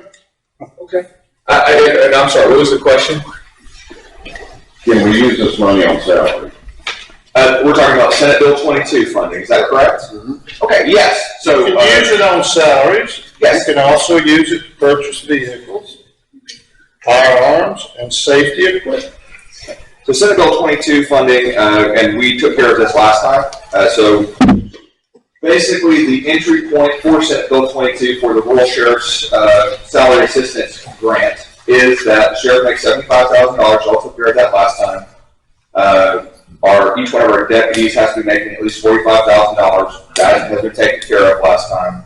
Jailers have to be making $40,000. That's been taken care of. So we do have that. Well, that opens us up to use it for those other items under 130.911 section. Yeah, this is the Texas local government code. So, yeah, right. It's in the law. Right. So if you look at the 130.911, county who's awarded this grant shall use or authorize the grant money only, one, to provide minimum salary, those sections we just talked about. Two, to increase the salary of a person described in subsection 1. 3, to hire additional deputies or staff for the office. Or 4, to purchase vehicles, firearms, or safety equipment for the sheriff's office. That's what I just said. Right. So that's what 130.911 Texas Local Government Code says. So we already met the minimum for the salaries and everything. Correct. So we're already there. So now you got $350,000 to be spent on something else, since we've already met the minimum requirement for the Senate Bill 22. What I read Senate Bill 22 is saying is, so long as you take care of the salary concerns first, that opens up all categories, increasing salary of staff, increasing the increasing salary of staff, hiring additional personnel, and then 3, safety equipment. So that can include firearms, vehicles. So when he, It's in the budget. They're already making that salary. yes, they're making, what he just explained to me, yes, they're making the salary, and they're making above, but there's that little word, until they meet that, that means that everybody has to be above that level in the salary in order, not one person or one deputy can get a $200,000 raise. So once they admit salary requirements, they can have additional salary. It's that last little bit that you read in that. You can, but they don't have to. Right. They've met the minimum salary requirements. The county has, when we passed that budget last September. Okay. Looking some of the legislative intent that you can see as far as when this bill is being considered for the House of Representatives. The reason they put that in there was so that they could avoid a situation where, I'm not saying this would happen here, but it could in other counties, where a sheriff would say, okay, we're getting this money in, I'm going to give myself a $200,000 raise, and I'm going to keep my deputies working at $36,000. What this is doing is this is making sure that that deputies are making a livable wage for what they do first, before anybody can do anything else. Does that make sense? Yes. Okay. I agree, and we put it in the budget. I've been doing these budgets since '98. I've never seen us go down on salary. Right. We can't do that. Don't disagree. We're at the statutory. Some of them are at 8, we're above. Yeah. So we're okay to use the alternative methods. And if the radios are really that important, I say let's buy the radio. The radios are, communication is that important. But a man gets out there and they got him pinned down and he can't call nobody. How much more of a critical safety issue do you get than not being able to communicate? I agree with that. With this Senate Bill 22 and the raises, we're trying to keep people here in this county so that they learn people, they know people, so that the same deputy actually goes to the same call more than twice. So, I mean, we both have. Sheriff, do you want the radios? Well, can I finish the Senate bill, my part of the Senate bill 22 for the raises? We're trying to do that, and we understand that the radios are a county problem, okay, for us, for the first responders, for the ambulance, the fire department, the sheriff's office, DPS, FBI, anybody that comes in. That, to me, is a county problem. Dan Patrick, when he put me on the committee to make bare minimums for the state of Texas, so stated that this was for raises so that we could raise the lower pay to compete with the 12 big cities here in the state of Texas. There are 7 major cities. So 236 other counties get money, less than 250. I mean, I don't want to go into all of it, but it's graduated as to population. That was to keep officers, when they come in, go through the academy, they then become certified. Well, yeah, everybody wants to go to this county over here because they pay $150,000 start off. Okay, we pay $49,500 right now, or right about that. So we're trying to give them more money to bring them in, to keep them, and to keep our jail full of jailers, so that in turn we can make. But the legislature and the governor and everybody else that was involved gave great thought to these salary minimums. We're exceeding that. Okay, but I don't think anybody that comes here came here expecting to get a $7,000 or $8,000 raise every single year. We'll tax our people to the grave if we do that. This has nothing to do with this county. This is money given to us by the state of Texas. How do you think we're gonna pay for the radios? If we don't get it from our taxpayers? They don't expect to get a raise every year. I know you don't, I agree, y'all be fighting for them a raise, but the radios, we got an opportunity to buy the radios. So we use what is supposed to be salary money to redo the entire county radio system out of the sheriff's budget. That's your proposal. Define the entire county for me. Communications for the whole county. So you're talking schools, you're talking about Everything. It all runs through us. Yeah, I'd be all for that. Okay, well, our position, I'll state it once again, our position is we want to pay our people with this money as it was intended. And through the numerous years, I have informed this court about this faulty, obsolete, outdated radio system, and your failure to take action does not put the entire burden of repairing it on the sheriff's shoulders out of the budget that was intended for salaries for our deputies. That's our position. Our budget.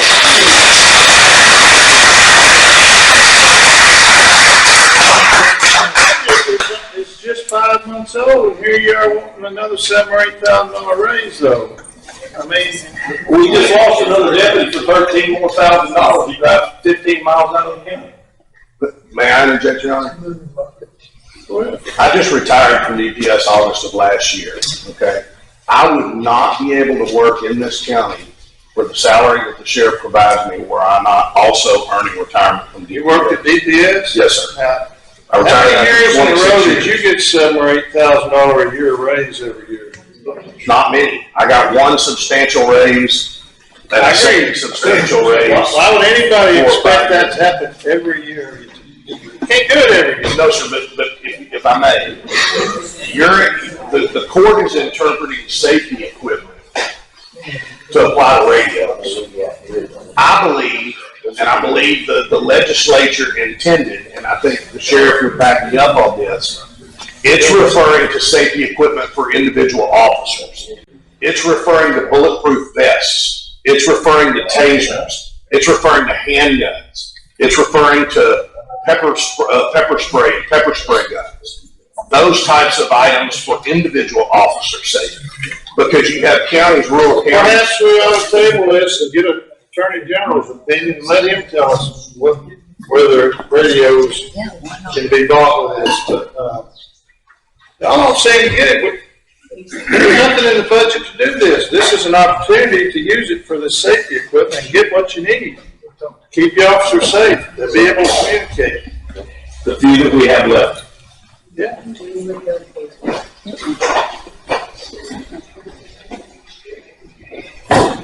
Well, we planned what we want to do with that money. We submitted a spreadsheet on how to distribute those funds, and that's what we're requesting.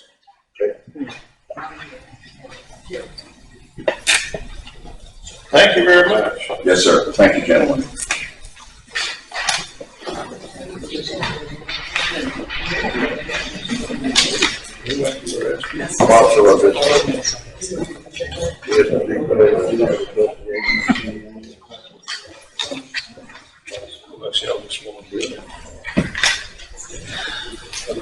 No matter what we do, get it in the meantime. We don't declare an emergency, we still got out for bids and stuff. We certainly do. That's a fact. No matter what comes or goes. Well, let's back up to 16, and are you proposing go out for bid for the radio plan? We gotta do that anyway. We have to do that anyway, that's regardless. Is that a motion? Unless we do an emergency, some kind of emergency. They're out right now. Judge, I was talking to the district attorney, it depends on how you word your emergency statement on how we can get around the. Normally, if there's an emergency, I declare there's an emergency. But I think. As the emergency management coordinator for the whole county. But. He's up right now. I'm not sure that it is an emergency under this circumstance. It's a disaster. Well, Your Honor, Commissioner, if y'all recall, I think we may have done something somewhat similar to this 2 years ago, and we had an issue back over in the jail. When we're talking about emergency, it's not for the purposes of declaring one like requesting outside assistance, those I kinds of. know the definition of an emergency under the law. I've been doing this 40 years. Yes, sir. Yes, sir. So, as far as emergency funding, that would just be being able. It's not an emergency because you gather up 30 people and show up, storm the meeting, and pressure us into doing this. We have to be accountable to all the citizens. Appreciate it, Judge. Yes, sir. I'm not fixing to go buy radios when we haven't followed the law that you're supposed to follow. And I don't think you'd advise me to do that either. As Judge, I'm only here to provide legal guidance of what the commissioners decided what to do is right. That's up to y'all. I think that's right. It's part of your job. I'm only here to provide legal advice. Guidance to the court. I think what our quandary is, 418 of Stafford Act is an emergency judgment fund. Correct. Whole different thing, it's not disaster. Correct. It is a 418 of the Stafford Act. Correct. It's an emergency. Right. Allowing This doesn't qualify under the 418 statute, but it could be considered an emergency if the situation is dire. Right. So whenever a situation would prevent a law enforcement agency from performing their actual duties, I think that's where you get there. Just for the commission. That's what we're saying. Yes. Just for your communication, Mr. Dean. Unless there's any other questions. All right.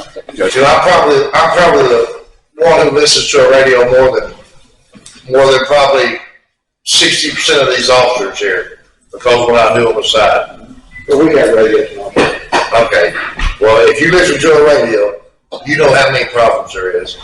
You know also when it rains, and me and Prince touched on this yesterday, he didn't even realize this either.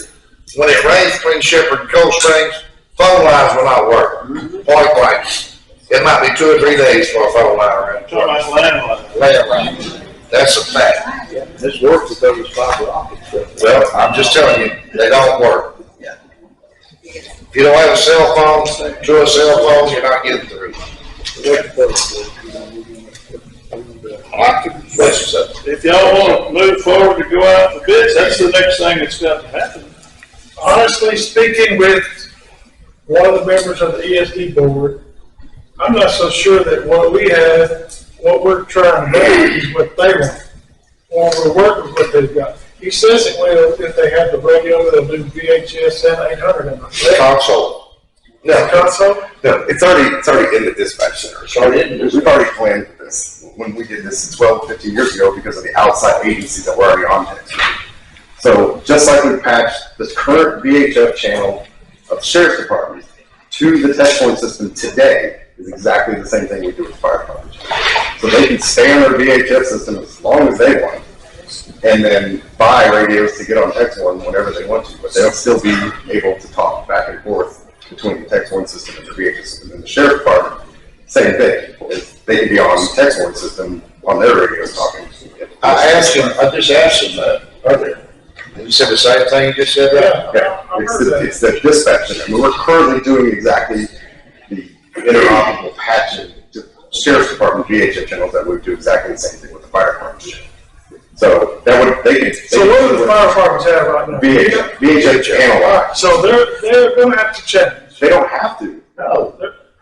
That's what he's trying to tell you. But why wouldn't they to get to the new system? Exactly. Well, my question My question is, you just said something right there, you said they're on VHF. Analog. But in 2006, 2007, when Deck called, we did that trend you was talking about a while ago. The Sheriff's Department went to P25. Yes, that's P25, we went to digital. to the Sheriff's Department channels. Yes. So what happened to the digital side of that? No funding ever came on the fire EMS side. Only DETCOG funded digital on all the sheriff's channels in DETCOG. So that's part of the root. They're even farther behind. And Well, they're in pretty good shape now, though. They might be open to doing something like that. We've appointed a board to do that, and we trust what they want to do. The ESD. We can't hear it. Denise, I can't hear you. I'm sorry. If 800 is gonna cover the the entire county. We've never had that as an opportunity before because of, like they said, the Polk County Tower. Then that's something that the ESD, I'm sure, would, be on board with. But there's a couple of things. We'll always have to keep VHF because we can't tone on 800. They won't let us tone. So it's not that it's impossible. It's just that it's something that the ESD would have to look into. But do we need help? Is communication broken? Yes. Well, I don't know if y'all know, but everybody's carrying Verizon push-to-talk phones that are linked to the system now. And from what I understand, most of the fire departments use to push-to-talk phones more than they're using their radios still, right? Because there's better coverage for the cell phones in the counties than there are for radios. Explain to us why we need to, why don't we just fix the VHF versus why do we need to go to this other? We're 40 years behind. Yes, I'm asking you a question. Well, I was going to try to answer it in layperson's terms because I'm a radio guy. So right now the ESD is spending money on the brick phones. What? The brick phones. Okay. And I don't know how much money is being spent on those. Maybe you can answer that question. But they're providing those to the sheriff's office as a stopgap because the current VHF system leaves huge holes in communication. If one of my deputies is out on a family violence call in one of the outlying communities, he can't talk on his in-car or his handheld and reach the tower. That's a safety issue. This 800 is a lot superior. Yes, sir. 100% coverage. Kevin said earlier when we were testing the system, did I get your name wrong? Yeah, no, you're good. Okay, I apologize. I was checking down on I was in the office when he chirped on the radio and talked to his worker in League City, Texas. Like I said before, Your Honor, I worked for DPS up until August of last year. Yes. I've talked to communications in the valley from my house in Dayton, Texas on a radio. Sure, you can do that. That's how radio was that? 800. That's how much continuity there is through the text warrant system. I'm just speaking in layperson's terms. Right now, where the fire department and EMS, just like us, you have huge holes in the system. If you're in a call in a certain place and you can't talk to us, you try to use a cell phone or the brick phone. So that would be an expense that would be eliminated. So if we figure out how to pay for this system and put new repeaters up, they wouldn't have to duplicate everything we're doing. They just have to get radios to work with, right? No, not in the short term. They could as time went along. But what he's saying is the current VHF radios that they have can be patched into the 800 system. So like the commissioner's question. Okay, he does radios for a living. Yes, sir. Let him answer. Yes, sir. If you don't mind, sir. So would they have to duplicate everything we're doing? You will be able to provide the communications for the fire department, the law enforcement agencies, the EMS, the county road and bridge, the commissioners if you want your own channels. It's all part of the system. Once the infrastructure is in, everybody uses the same. Well, we're talking about spending $450,000, whatever it is. They would have to do that, but they would have however many radios at $1,500 a pop. They'd have to. I don't know how many they need. And there's ranges of radios out there starting at $200-300 going to 10,000. What? Say that again? There are, but there's ranges of radios that go from 200 to 10,000. 800 megahertz radios? I can go from 200? Yeah, there are.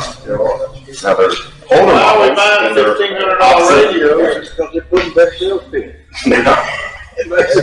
That's why you go out for bid, though. That's why you go out for bid. Now, my question is, what we're talking about here to identify between multiple agencies, local and county, that really have not had much communication with any of this at all. We don't know who would and who wouldn't work, right?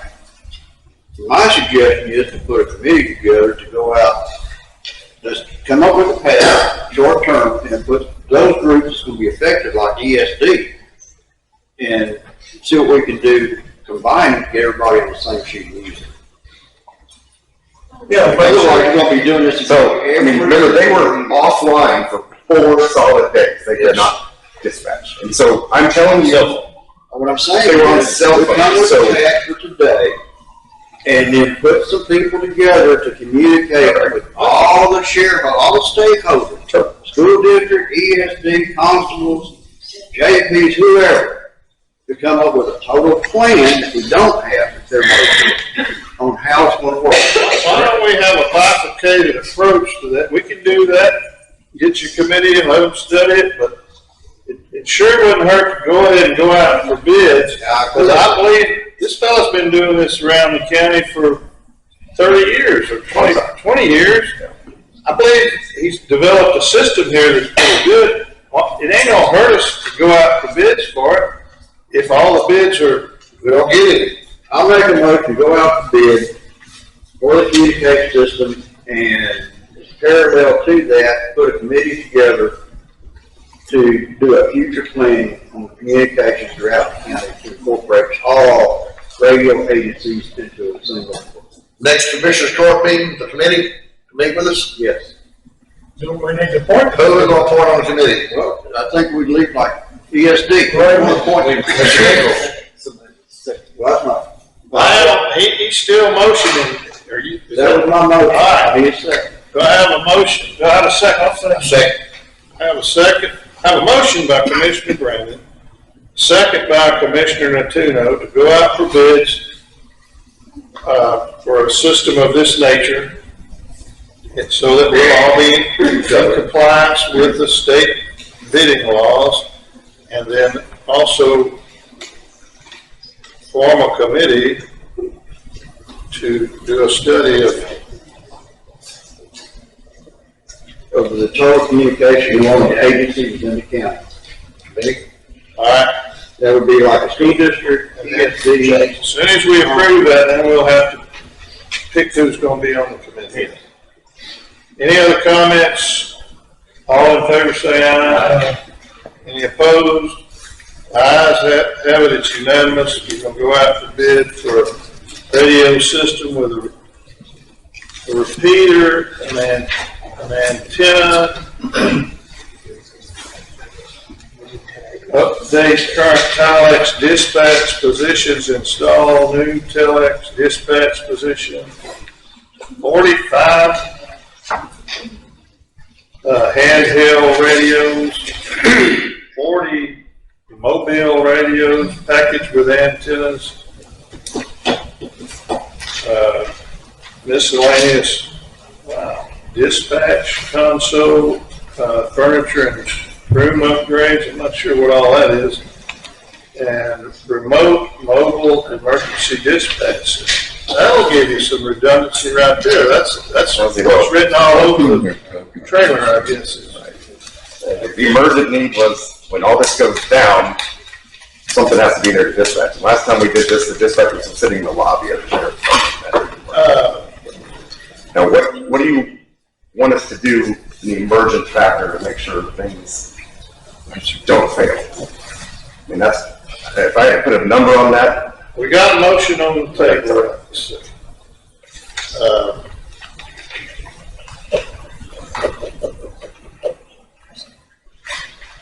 And then when we get the bids in, we'll look at them and put them on the next agenda. How long are we going to open this one? I was gonna say, we can get it in the paper for the next week's paper, because we have to have it in by Friday. It'll run And for 2 we weeks. can send it directly to any vendors that we have. You're also going to participate. We'll run it for 2 weeks and have it for the first court in March. And we'll have to get with Mr. Brandon on the wording, or your office. You got Because we can get it back and everything by the end. we have an invoice. You just put the, what I just read out, all this stuff. Just list it the way he has it. List the way he had it, but or equal, and new or used, or refurbished. And you did say this does have a warranty, right? If it's the same as the other, see the big problem. Any other comments? All in favor say aye. Any opposed? Ayes have it, it's unanimous, 5-0.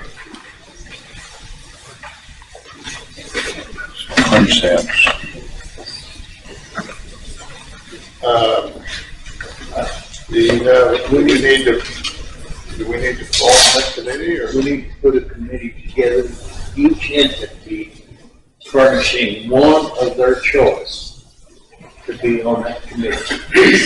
And make it fair to everybody, the schools, the ESDs, the sheriff department, everything. I'm gonna presume that Officer Nichols would be the representative for the sheriff's office? Sheriff, I have The sheriff? Sheriff. You want to be it? No. Well, you send over whoever you feel best qualified. We don't have to actually name them. I like the way he's. We won't answer though next commissioner's court. Is that a motion, Commissioner? Yeah. That we appoint a committee with each entity having a representative on the committee, the sheriff's office, the schools, ESD. Commissioner's Court, what happened? Okay, now, the fire department.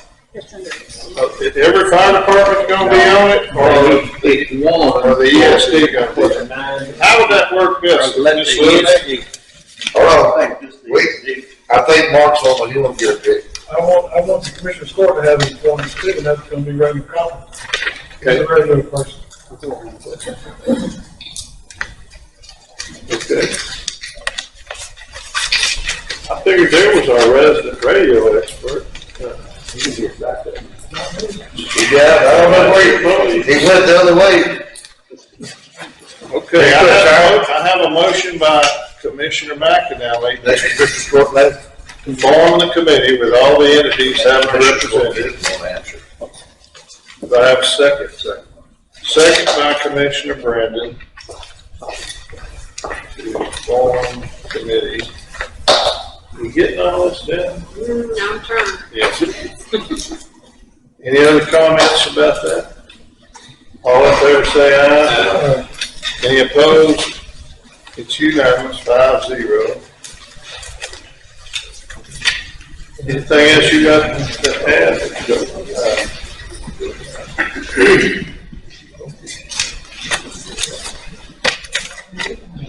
So the remote mobile emergency dispatch center, that's like a command and trailer kind of. Command bus. Yeah, is that, when you say that, that's when you can take, you can take this trailer, you can have update it. I wouldn't touch that trailer. This is a whole freestanding mobile command center. In other words, Lord forbid if we have another mass murder or any kind of scene, the sheriff can hook onto that dude. That's right. And he can go up and he'll be able to communicate with the world. That's what it was designed for. It had a gateway in it, 9 yards. Yeah, it's a whole mobile command center. And when the dispatch center went down, they were going to bring this thing up here to put it in place. Don't disrupt the meeting, officer. You want to come up here and talk, say something, go right ahead.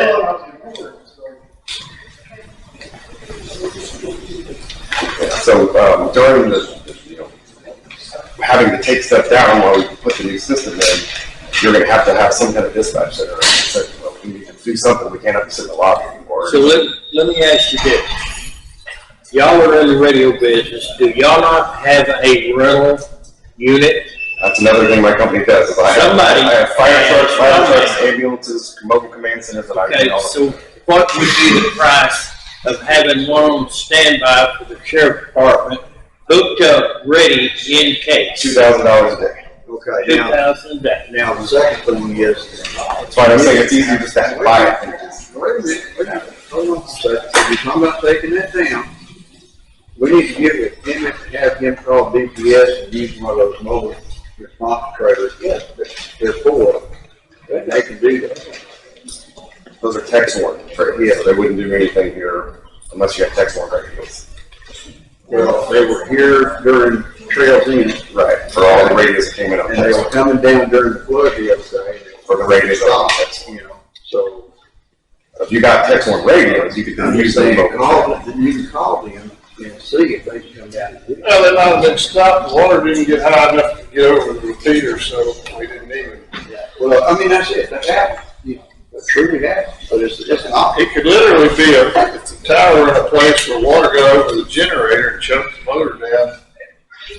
So my next question is, you say they're $2,000 a day.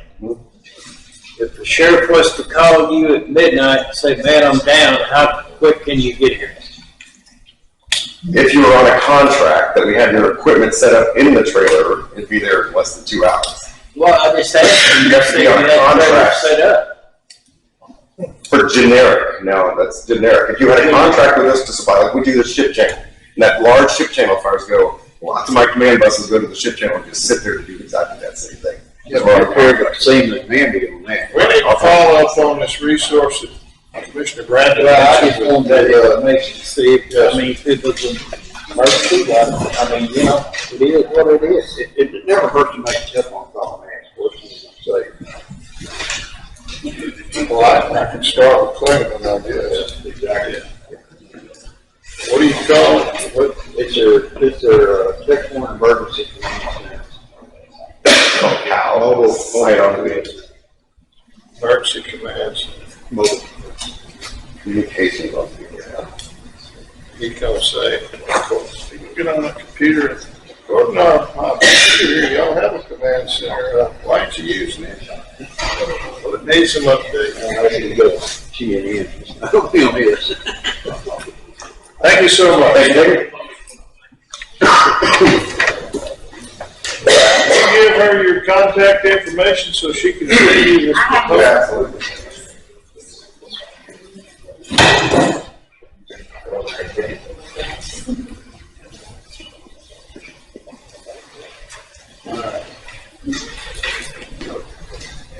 Number 18, consideration, discussion, possible vote, and approval requesting the use of the shelter for the annual fundraiser style show.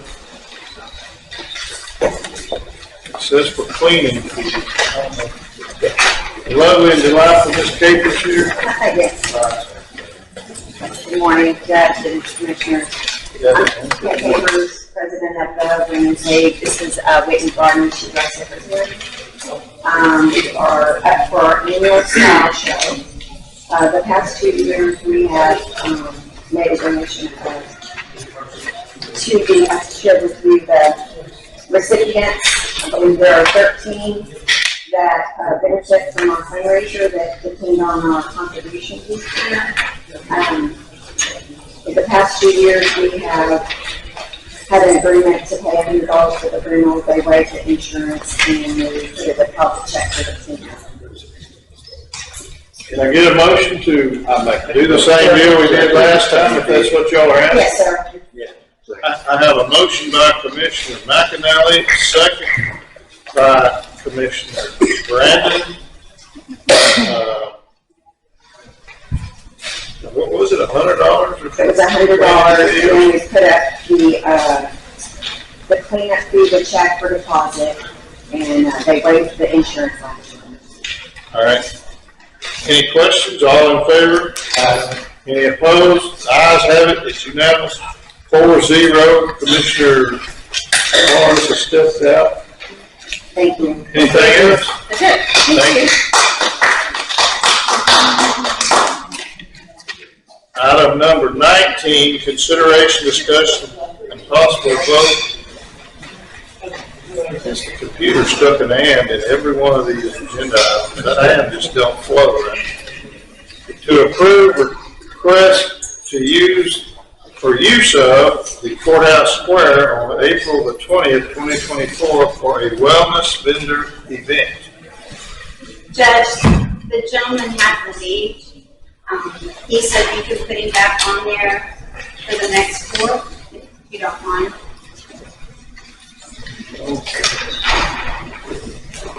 Well, I don't know enough about, they're gonna, wellness vendor, I don't know. Who's he with? I don't know, he just came to me and said, I need to leave. And so. We always let the, historical commission and the chambers have the money from the proceeds from the rental, so I don't know if this is the same day they'll be here. That's what I'm asking. It would make sense for them to be there the day they're there, because there's already a crowd going to be here. If he picks a date when where it's not, we don't already have something going on that won't have near the turnout, I wouldn't think. This date he had on his thing is April 20th. He's with Golden Hill Retreat Center, whatever that is. I don't know anything about it. You said he asked to be put on the next agenda? Yes. Good enough. Man left request to put on next agenda.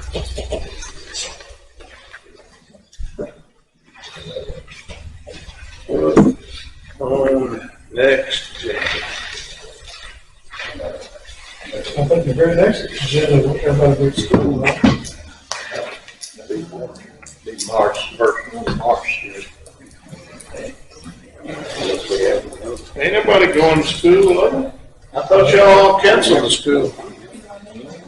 VG, y'all are going? I canceled my room because I thought y'all, if y'all are going, I'm gonna send my money back here. Yeah, we signed this thing. Yeah, I just thought y'all said y'all wasn't going to that, and you're going to one of course. In addition. So y'all are going? Yeah. Okay, good. Well, I'm glad to hear that. Yeah. Yeah, that is right in the middle of our.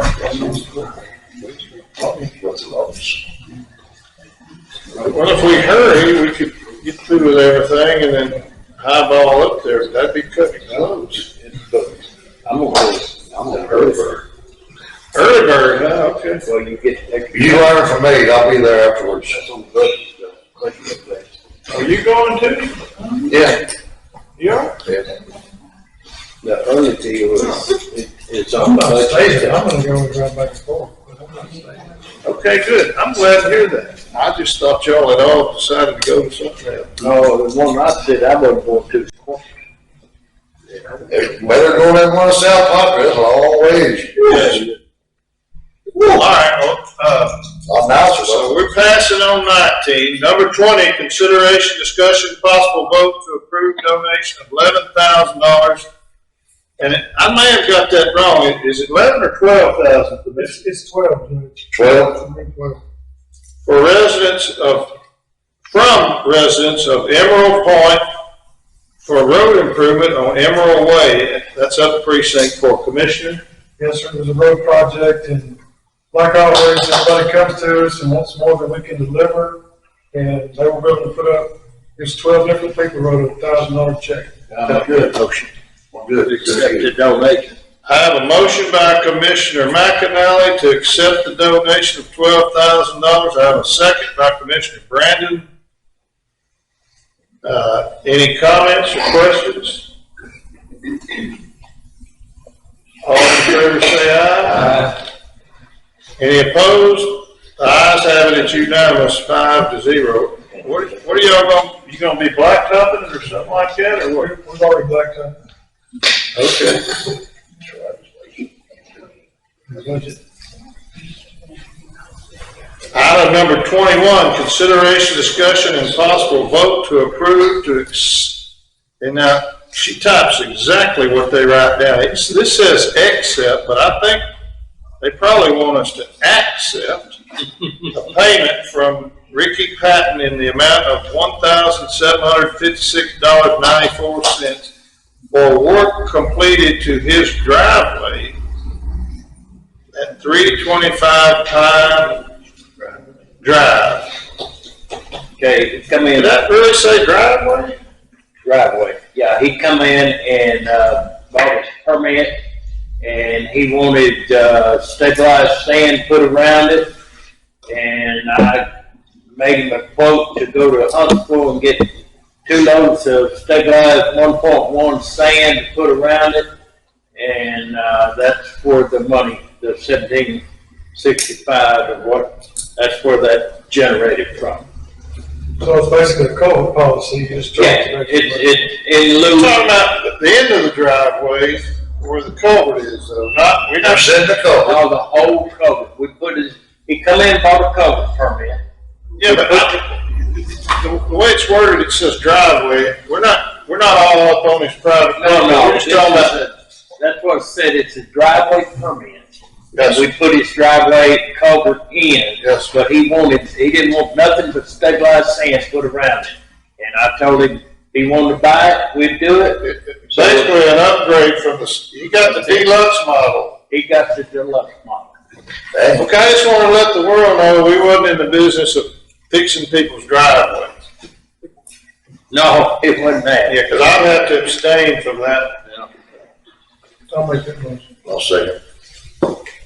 I have a motion by Commissioner Natuno, a second by Commissioner Marsh to accept the donation of $1,756.94 for work completed to enhance the culvert installation adjacent to the driveway at 325 Pine Drive. Any comments? All in favor say aye. Any opposed? The ayes have it, unanimous, 5-0. Just clarification for the public, that was a new driveway, it wasn't a rebuild driveway. Oh, okay. It was a new cover that he had bought the policy. Pine Drive, where's Pine Drive? Mount Chicken.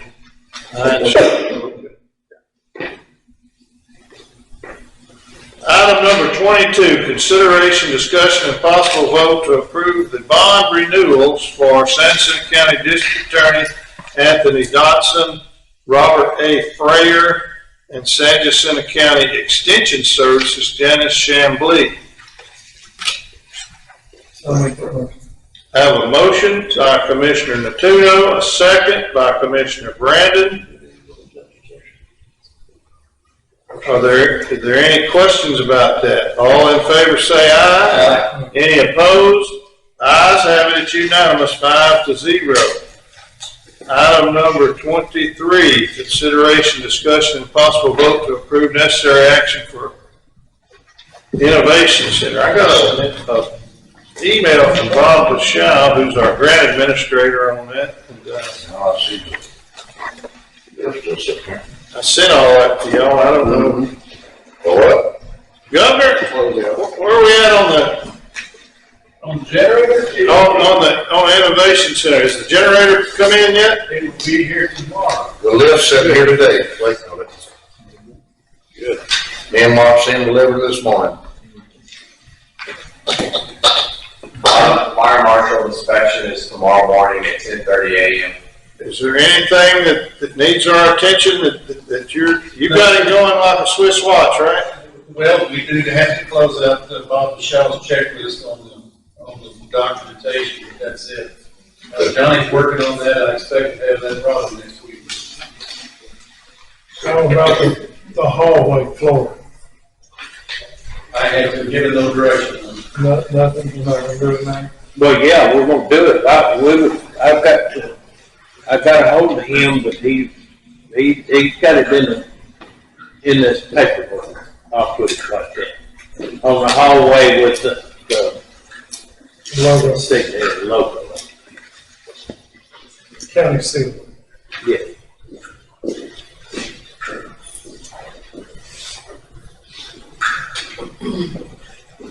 Okay, first lien or covenant has been executed or recorded. We haven't done that. We haven't done that. And when we got the grant back in 98, when we built the Head Start facility, that was done with, well, they did it then to preserve their interest in the funding they provided. It was a notice of federal award. It's what was done. Where are we supposed to get this, the terminology is apparently changed, I guess. Bob, or either, well, I guess Bob will. I'll get it from EDA. Yeah, okay.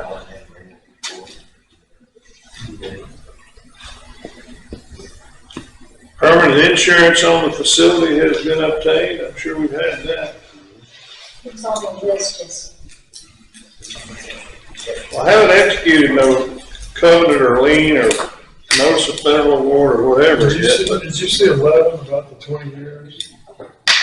Says we will request instructions from EDA in 20 years. In other words, we can do what we want with it then? Yes. Yeah, I guess after 20. Judge, it is listed on You'll our probably still be insurance as work in progress. We don't have a final date still for be being judged. completed, so We should have some builder's insurance or something. we have it on our insurance, but it's listed as work in progress. It's not. Until we get the generator and we talked about that before. Let Mr. Peter cut the ribbon on the grand opening, it ain't exactly Right. If insurable. it's not ours, No, then we they don't wouldn't change do that until it's actually funded. Hey, Mayor, when are they gonna put the plaque on over there for the deal? Probably next week. Okay. Plaque. Yeah, supposed to have, Ron, supposed to have one on this building, they've got. I ain't seen nothing to look at what the plaque looks like. Where's that at? It's in the drawing. I think it was in the plan. They got our names still, right? Mm-hmm. Even night.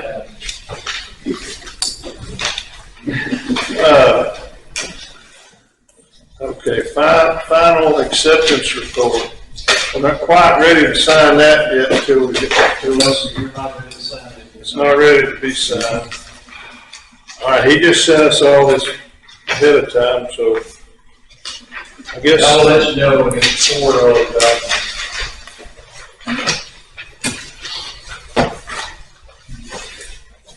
So we don't need to take any action at this point. Not at this point in time, sir, no.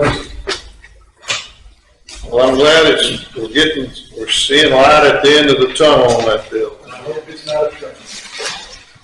Yeah.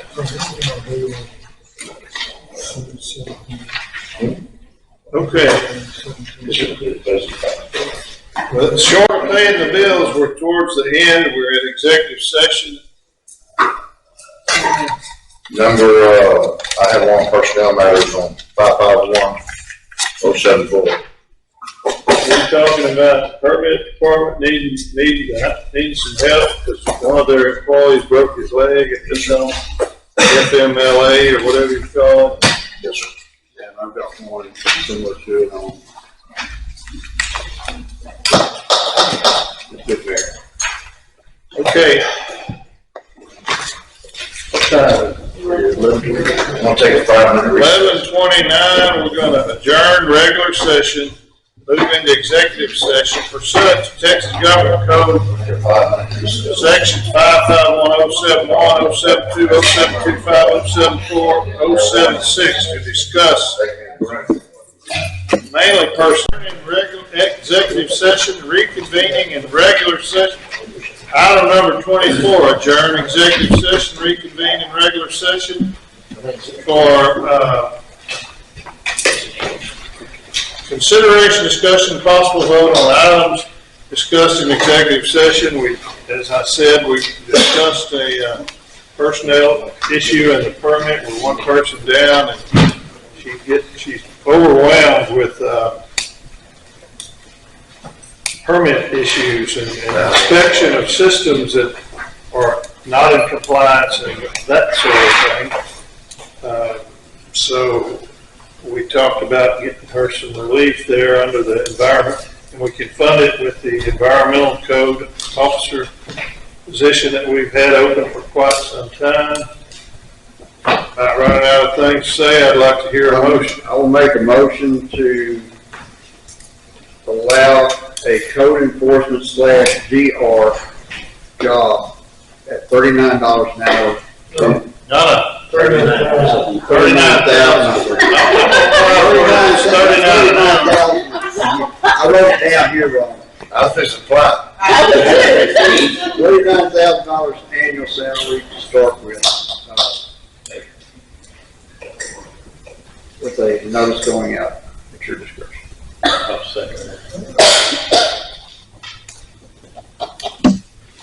I have a motion by Commissioner Brandon, I didn't hear, I can't repeat it all, but basically we're gonna give her the authority to hire somebody that's a Code enforcement. code enforcement / DR. DR is designated representative who, they go out and do the inspections on the sewer systems and things of that nature, among other things. I didn't say it for the record, the motion's by Commissioner Brandon and seconded by Commissioner McAnally. Any other comments or questions? All in favor say aye. Any opposed? The ayes have it, it's unanimous, 5-0. Number 6, consider approval of claims.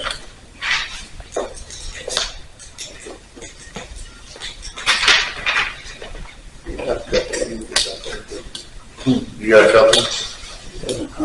One of them in particular, once they asked us conversation, things today. So I had a check issue to go to that school in Bryan, and y'all, on the record, y'all are going, right? Yes, sir. Well, I'll just go ahead and submit it. That's good. He's also free ride. Yeah, I can ride with somebody.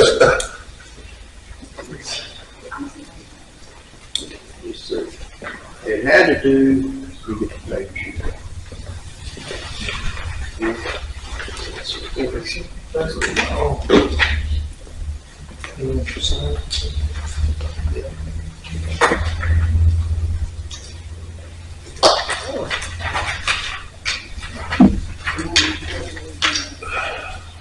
Okay.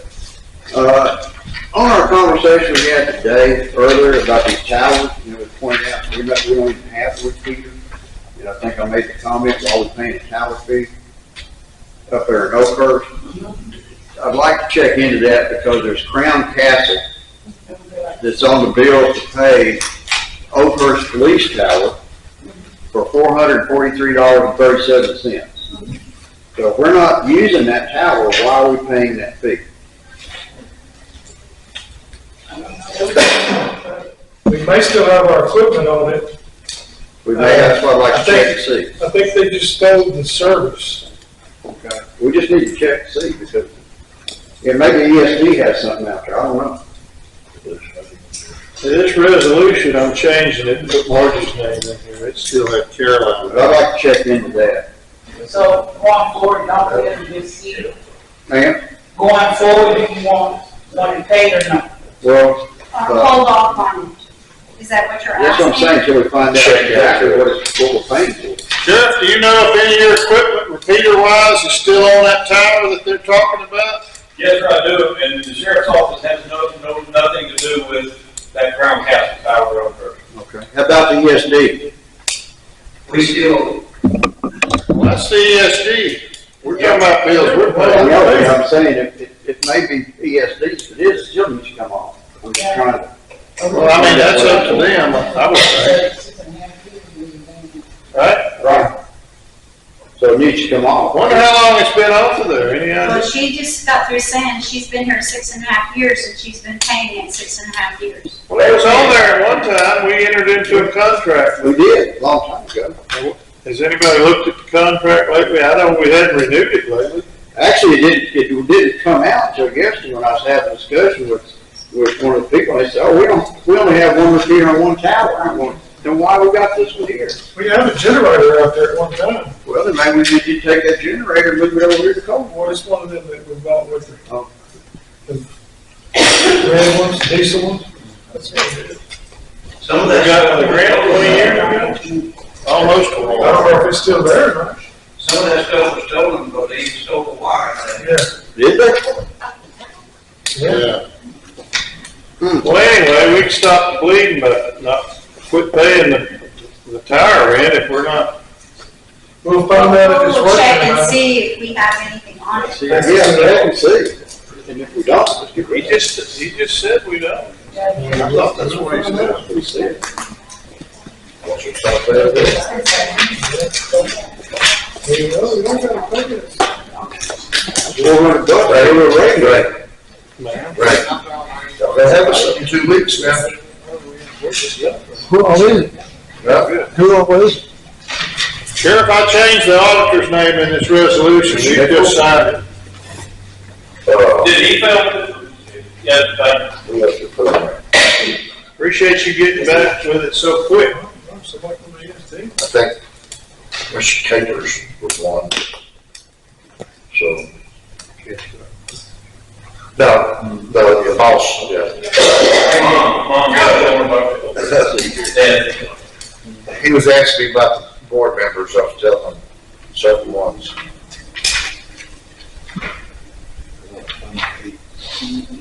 Okay. Anybody else got any other questions about claims? On the JP, what do you got?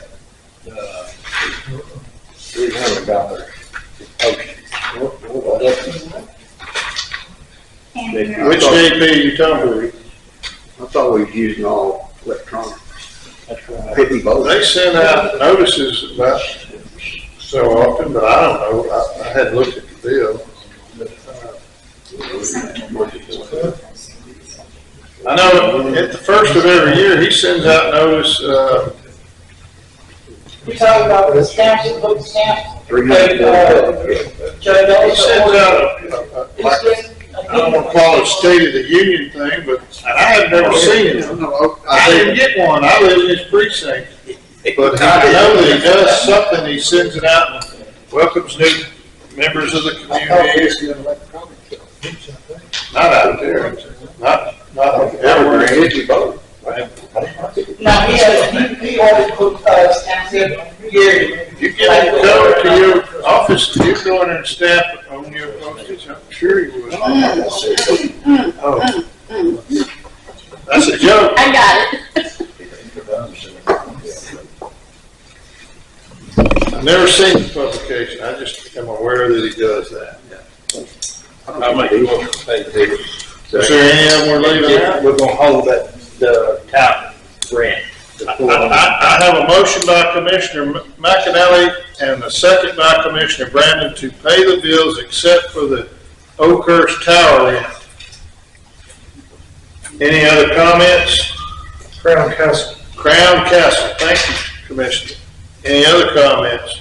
All in favor say aye. Any opposed? The ayes have it, it's unanimous, 5-0.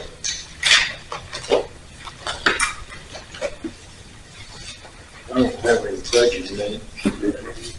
So, Tracy, everybody's going to the school, so we need to get scrambled around there and see if we can't find the room. I already got the check.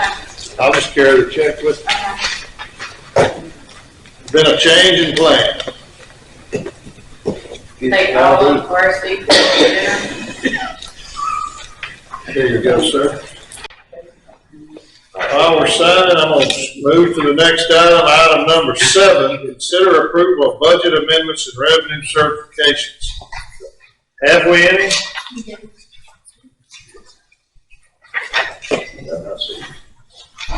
No minutes, no reports.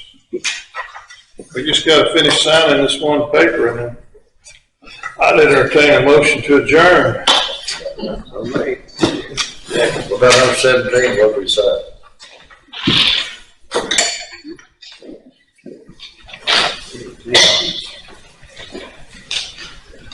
Well, we just went out for bid on the radios. I thought we were considering that's how we were going to pay for the radio. I don't mean to throw everybody on the bus, but I got a question to ask all of us sitting up here. Yeah, you okay. Okay, I'm gonna ask every one of us sitting up here this question. If they was doing the road and bridge or county judge, what would y'all do? What are you talking about? If the money are raised, like they got from the state, if the money was given to road and bridge or the county judge or just their employees, what would y'all do with it? Give them a raise, which we did. Okay. There you go, that's all I'm asking. That was the Question is, how bad do they want the radios? We ain't got no way to buy them except this. It's not like we want to deny anybody a raise. I kind of disagree that they don't have the funds to buy them with the radio system. I disagree with that now. Amen, brother. Sir? Amen. I kind of do disagree with that. Okay. And that's, you know, that's my opinion on one vote. Anything else? No, We have a motion to adjourn. I make a motion, like, second, my person. All in favor? Anybody want to stay, you're welcome. All right. Thank you. We are going to lunch yet now. Very much.